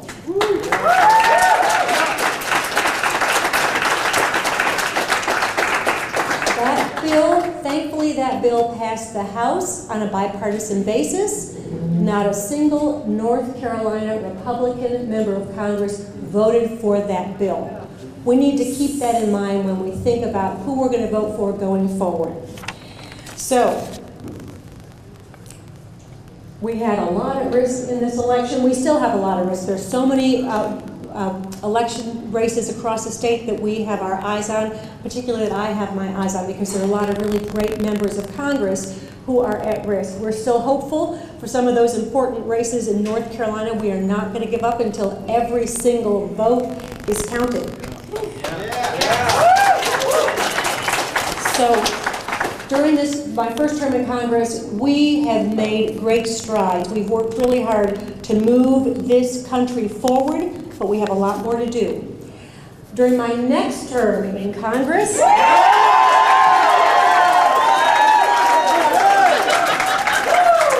it's really nice to be able to say that. We've got job security over here. We've got a lot more to do. I'm just going to give you my short list. We need to continue working to lower healthcare costs and tackle inflation. We got to bring down the cost of prescription drugs and make sure that healthcare is more accessible. We have to continue making education, including career and technical training programs, more affordable. We have to make our communities safer. We have to ensure that our police officers have the proper training and the resources they need. And we need to address the mental health issues across our district and across our country. We need to protect voting rights. I am certain we will see some unusual things going on across this country as votes are counted in the following days. And we need to make sure we protect Social Security and Medicare, because those are benefits you have earned. I'm going to mention one last thing before I let everybody go home and go to sleep. And that I think it's important to mention that we have a growing problem in this country with extremism. And we absolutely must find a way to stop the incivility, the bigotry, the endless stream of lies and misinformation. We need to call out lies when we hear them. We need to call out racism. We need to call out anti-Semitism, which is at higher levels than it has ever been in the history of this country. We need people to know that those hateful words and the resulting violence are unacceptable in this country. We need to find ways to treat each other with respect and start working together to build a better future for our entire country, a future that will offer opportunity for everyone. There is no doubt that the next 2 years will bring a lot of challenges. It will be a test to our people and a test to our nation. And it will require all of us to recommit to the values that we hold dear, the values that were the basis for the foundation of our democracy, and values that some of us are concerned are very much at risk.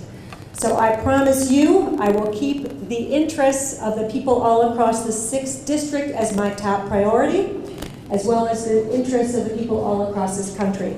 I want to thank you from the bottom of my heart for giving me the extraordinary privilege and opportunity to keep working for all of you and for the future of our country. Thank you so much.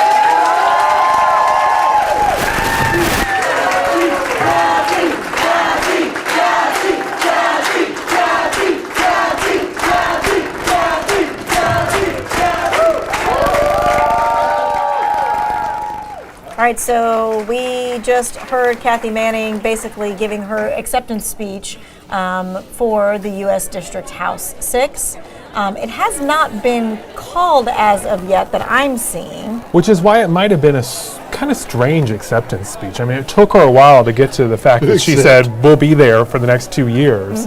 But it is looking like that district right now is leaning towards her. She's got 53.9% of the vote. Castelli is about 20,000 votes behind her. But what's really interesting is that we're still waiting on a lot of Guilford County votes to come in. So there's about a fourth of the Guilford County votes that have not come in yet.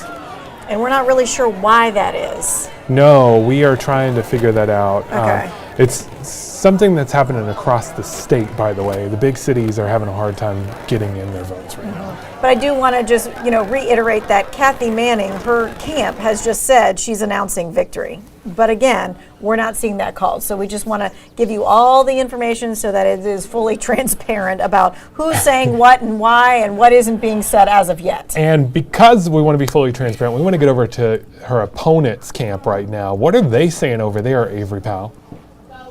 This year, yeah, Ben. Christian Castelli says he's not ready to give any sort of concession speech. He said he's cautiously optimistic for his future in this race tonight. He is still hoping he can pull out a win. I talked with him a few moments ago about running this campaign, what it was like. This is the first time he's ever run for public office. He called it a whirlwind, but said his more than 20 years of military service helped prepare him for this moment. I asked him, too, what are the top issues he's focused on right now? He said, obviously, economy. That's something that's on everybody's minds, as well as inflation and curbing that. Now, as I mentioned, he's been here at Rhodey's Tavern in Greensboro, where there's been a private watch party with the Guilford County GOP, and he stopped by, has been greeting supporters, still staying optimistic that something could happen tonight, but we'll keep you updated coming up on the WFNY News 2 at 11.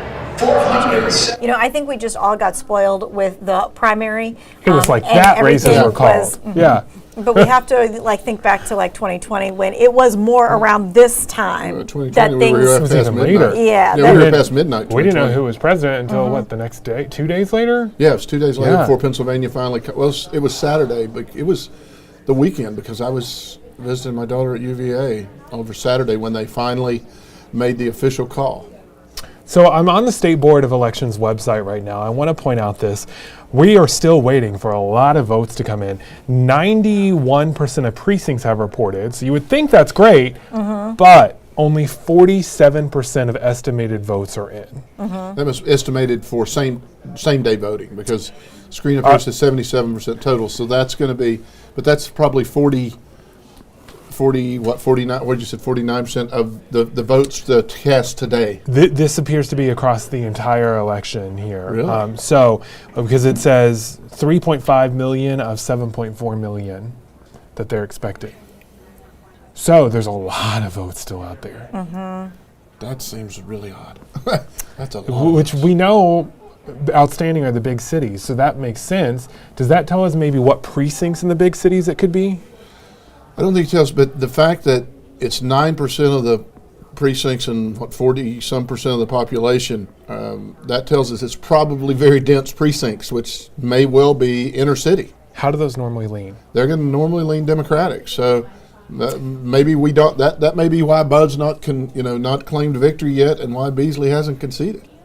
Yeah, even though it didn't appeared that everything was flip-flopping, you just have too many votes out in that urban area. Yeah, and you said a while ago, over 500,000 votes still out in Wake County alone. In Wake County, she's running about 65% of the vote. So if she gets that, that's going to add, 350,000 votes to his 150, and that's enough to close the gap just in Wake if she would hold the percentage. Now, again, we don't know. Maybe that's some of the suburbs in Wake County. We don't know that, but it ain't over yet. A while ago we checked with Kevin Kennedy at Sherry Beasley's camp, and they were dancing, they were having fun. What is it like now, Kevin? Is it a little more tense, I would imagine?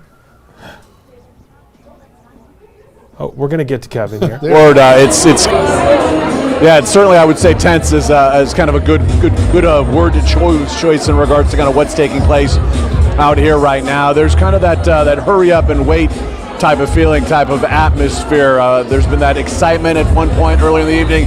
Then it kind of turned to concern as Ted Budd kind of took the lead. And now we're just kind of waiting, right? We're just kind of waiting to kind of see what happens. If you're a fan of NFL Red Zone, I know a lot of people are, there's that they call the witching hour, where wins become losses and losses become wins in the fourth quarter. That's kind of what it feels like right now for Sherry Beasley. She's losing, but she's not out of this race. As long as there's still time on the clock, there's certainly an opportunity to actually go ahead and take the lead. It seems a little bit remote right now, but there's still time on the clock, and I know all the folks here certainly hope that takes place. At some point, Sherry Beasley will come out and address the crowd. We don't know exactly when that will be, but it will most likely kind of be towards later on in the evening once this race is either called or there is a projected winner. And as of now, that hasn't happened. So there's still time on the clock. Sherry Beasley and her supporters optimistic they can still somehow turn this thing around. We're live in downtown Raleigh. I'm Kevin Kennedy, WFMY News 2. One of the things I think we've learned in politics in recent years is you have to wait till the dust settles. Yes, for sure. There's a lot still in the air. And you just don't even know how that's going to shake out. Okay. So we are still in that wait and see mode. And we're going to go over to Grace and see what the feeling is like at the Ted Budd camp. All right, Grace. People are just waiting patiently here to see what the call, or rather when the call is going to be made at this point. Of course, Ted Budd is now up by several points and has been for a little while, with a lot of the vote already in at this point. So it's all just a waiting game to see if and when this thing is called for him. His campaign said that they were not surprised that this was taking a lot longer than primary night did. Of course, we are now coming up on the 11 o'clock hour. We have been told there will be some speakers once the race is called. That is really just the thing that we're waiting for at this point. Those speakers will include Lieutenant Governor Mark Robinson and Senator Tom Tillis speaking for Congressman Ted Budd. And we will just be waiting here, and we'll bring you any updates as soon as we get them. In game for sure at a lot of these spots. Definitely. I think we are all going to our computers right now, hitting refresh. And like, what's going on? What's going on? What's going on? Speaking of what's going on, we are trying to figure out what is holding up those votes in Wake County right now. I do know some of our affiliates out there have said that there were problems with the polling locations earlier today. And so some of them had to stay open later. They also had issues with some of the computers apparently getting the votes all in correctly, and they wanted to make sure it's all right. Okay. Interesting. We will see. We haven't confirmed that ourselves. We're still working on that. Well, I have to admit, I really thought this race would be called by now. This is closer than I expected it to be tonight. So she's still hanging in there. And I think that what is the reason we're all so tense about it is because this is such an important race. Right. And I know people are like, well, but it's not a presidential race. But it has so much power. Many implications. We want to show you why the midterms are so important. Midterm elections take place halfway through a president's 4-year term. The election is considered a referendum on how Americans are feeling about the first half of a president's term, and a chance for the minority party to flip the balance of power in Washington. While voters aren't electing a new president, there are federal, state, and local seats contested. All 435 House seats are up for election as representatives serve 2-year terms. Senators, on the other hand, serve 6-year terms, and their election years are staggered. So approximately 1/3 of the Senate is up for election every 2 years. This year, 35 of the 100 seats in the Senate will be elected. 36 states will elect a governor this year. What's at stake? Even though President Joe Biden isn't on the ballot, the midterm elections will play a big role in what the president can accomplish in the final 2 years of his current term. One of the biggest questions is whether Democrats will hold their narrow majority in Congress. Analysts predict Republicans have a chance to take back both the House and the Senate. Historically, the party in power tends to lose seats during midterm elections. Since 1934, the president's party has lost an average of 28 House seats and 4 Senate seats during midterm elections. This year, Republicans only need to pick up 1 seat in the Senate to take back the majority. All right, and so that is a look at the national level. When we look at the state level, we would need 3 seats in the House, 2 seats in the Senate to have a supermajority, and for that tide to shift.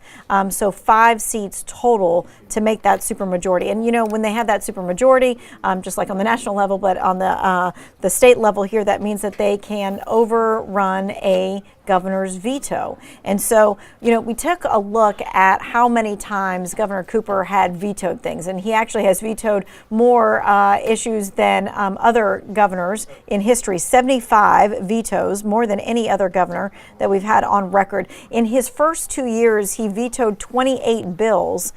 23 of them were then overridden by the supermajority. So something like that could be in play again. So Tom, when you think of those stats, right, we could be replaying that all over again. We could be.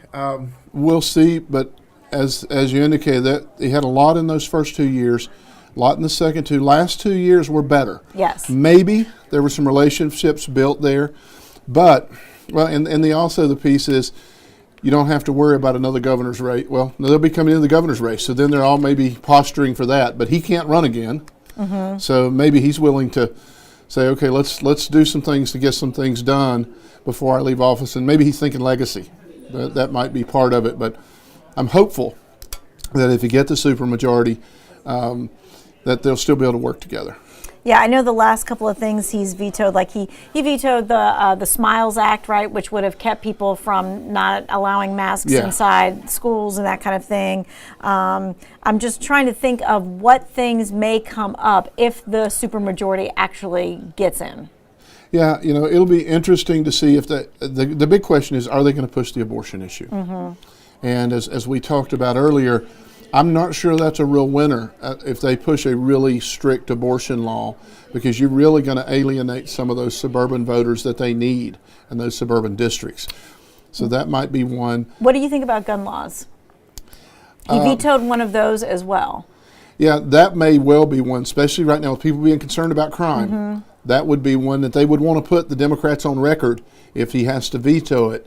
Let's say that, you know, they allow open carry or something like that. They would want to put the Democrats on record as being opposed to that. So that could well be one. There might be some immigration kinds of issues. I suspect we'll revisit voter regulations, voting ID kinds of things as well. Those would be some areas, again, looking purely politically, that they would want to put the Democrats on record going into the 2024 governor's race. Because you got to remember, this is all going to take place in the context of the next governor's race, and it's going to be an open seat, so it's going to be wide open because Cooper can't run again. He's termed out. So everybody's going to be jockeying for a position to put there in the best possible position for that race. Republicans and Democrats, yeah, right? Both sides. Yes, yeah, because absolutely. It will be an open seat for that. Yeah, absolutely. And you know, Democrats may well do the same kind of thing. They'll put forth legislation that they'll try to get, you know, things that might even bust the budget. You know, increase education spending. Nobody wants to vote against that. But if you have to have a balanced budget, you can't spend on everything. So they're going to try to get Republicans on record on that. They may push an abortion bill thinking if we can get them on record on a really harsh, restrictive abortion bill or voting against a, you know, women's right to choose kind of bill, that's going to be beneficial. So you're going to see a lot of that kind of playing for position. And you never really do know, because we really did think that the Dodd decision, right? The Roe versus Wade and all that kind of stuff was going to really play a part in this this specific election, and yet it seemed to really fade. It did in general, but again, some of these races are closer than the polls look like in the last couple of weeks. So we don't know. I heard somebody say it's only important to 15% of the voters compared to the economy, which would say 60%. But if the race is decided by 5 points, 15% can make a difference. Do that. I just saw that it looks like Kentucky, a very red state, has voted against a restrictive abortion law, it appears. So that, again, is an issue that if Democrats play it right, but again, the fear is they overplay their hand, because if you look at polls say about 2/3 of as high as it's been in years support a woman's right to choose with some restrictions. And so if Democrats go too far past that and say we believe in a total right to choose up till the end of the third trimester, they're going to run into the same problems that Republicans are running into, seeming extreme on the other side. And I think that's the danger. The public's looking for the middle ground that the two parties aren't playing in right now. Okay. All right. We're taking a look at some of the other information that is coming through. It's interesting. The North Carolina Democratic Party has released the following statement on Representative Kathy Manning winning her re-election campaign. Again, that has not been called as of yet that we have seen. But we're hearing it from two different entities with that. All right, let's take a look now at the big board, and we're looking at the U.S. Senate, because this has been the race that we have been really paying very close attention to today. And so we've got now 94% of the precincts reporting overall. Ted Budd is now leading 51% to 46.9%.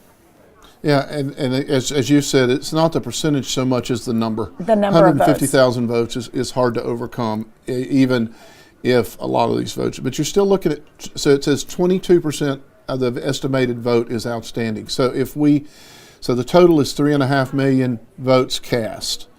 You figure that's 4/5. So that's 4/5 of something like 600,000, somewhere thereabouts, or no, 500,000. So that's awfully hard to make up. It seemed like it was going. It seemed like it was going to be much closer. Well, it's still. Let me redo the math there. So it's probably more out of 5 million. So you still got over 1 million votes. If that 78% is accurate, you still got close to 1 million votes out. Possible. We'll see. We'll see. Okay. I wanted to let my folks in the back know that I wanted to make sure that we would be able to show folks how to check their ballot one more time, because this is one of those things where we get questions. It seems like from when early voting starts all the way to like the week after the election of how do I know that my vote counted and that my ballot was accepted and that it was, it went through the machine and it really did count. People always want to know that question. And so there is a simple way for you to search your ballot to be able to do that. So we want to show you how to do that. So you went out to vote or are planning on doing that sometime before 7:30 tonight. You do have time. How do you make sure that your vote counted? Well, let's take a look. The State Board of Elections has a voter history section where you look yourself up using the voter search tool. You can see this example here. It shows you what election you voted in and what method you voted. It will also tell you which county you voted in and what ballot you used if it was a primary election. Now, if you voted in person during one-stop early voting, you need to know that those votes are considered absentee ballots. According to state law, in-person early voting is considered absentee voting because you are voting absent from your polling place on election day. And so one-stop early voting is a form of absentee voting. Now you will be able to see whether or not that vote was accepted on the voter search tool under your absentee ballot section. That status updates the day after you vote. So if you voted early in person, you should be seeing that now. Now, if you voted by mail, you'll be able to see the vote status in the same Your Absentee Ballot section. And if you voted in person on Election Day today, your ballot status will only show up in the voter history section. If you don't see it right away, do not worry about it. Nothing shows up in the voter history section until your county completes the post-election process. And again, that could take a couple of weeks or longer after the election. All right, so we're back at the board, and let's take a look at this because, again, this race has not been called, although Kathy Manning and the Democratic Party have said that she has won re-election. But let's take a look. So we've got Guilford County, and it says it's 100% reporting, 99% of the estimated total vote. So she wins Guilford County, apparently. By 35,000. Okay, we knew that Castelli was going to win both Rockingham and also Caswell County. But that's only 11,000 votes there, so hit the total. Hit the total. Hit the total up there. Okay, up here. Yep. So she's up by 22,000 with 99%. I don't know why they haven't called it. It seems kind of odd that they haven't called it yet. Let me check. If you check the Board of Elections, maybe they've got different numbers. Okay. Now, we did just see this, that Forsyth County, that it looks like Castelli is taking Forsyth County, but that Manning is taking Guilford County. And again, this has not been called yet. We're going to take another look at the U.S. Senate race. When we take a look at the total, right now it's 95% of the precincts reporting, with Bud in the lead, edging out Sherry Beasley at the moment with about 146,000 votes. And that is the total number. Again, there's Raleigh that only 51%. So have to come in. And there again, she's got so she's got 110,000 vote lead, right, with 50% if. The other 50% is the same, she picks up at 110,000. So we're just going to have to wait to see. Yeah. So, what's interesting about this is, usually a lot of the races are called by this point. Not tonight. Not tonight. We're coming up on 11 o'clock. And so what we want you to do is we want you to join us for the 11 o'clock news. And so this is when normally the concession, right, and the celebratory speeches happen. Not right now. We'll just see what happens. Tom, thank you so much. You're going to join us at 11 as well. We hope that we will see you there for WFMY News 2 at 11 as we continue our election coverage of this midterm election.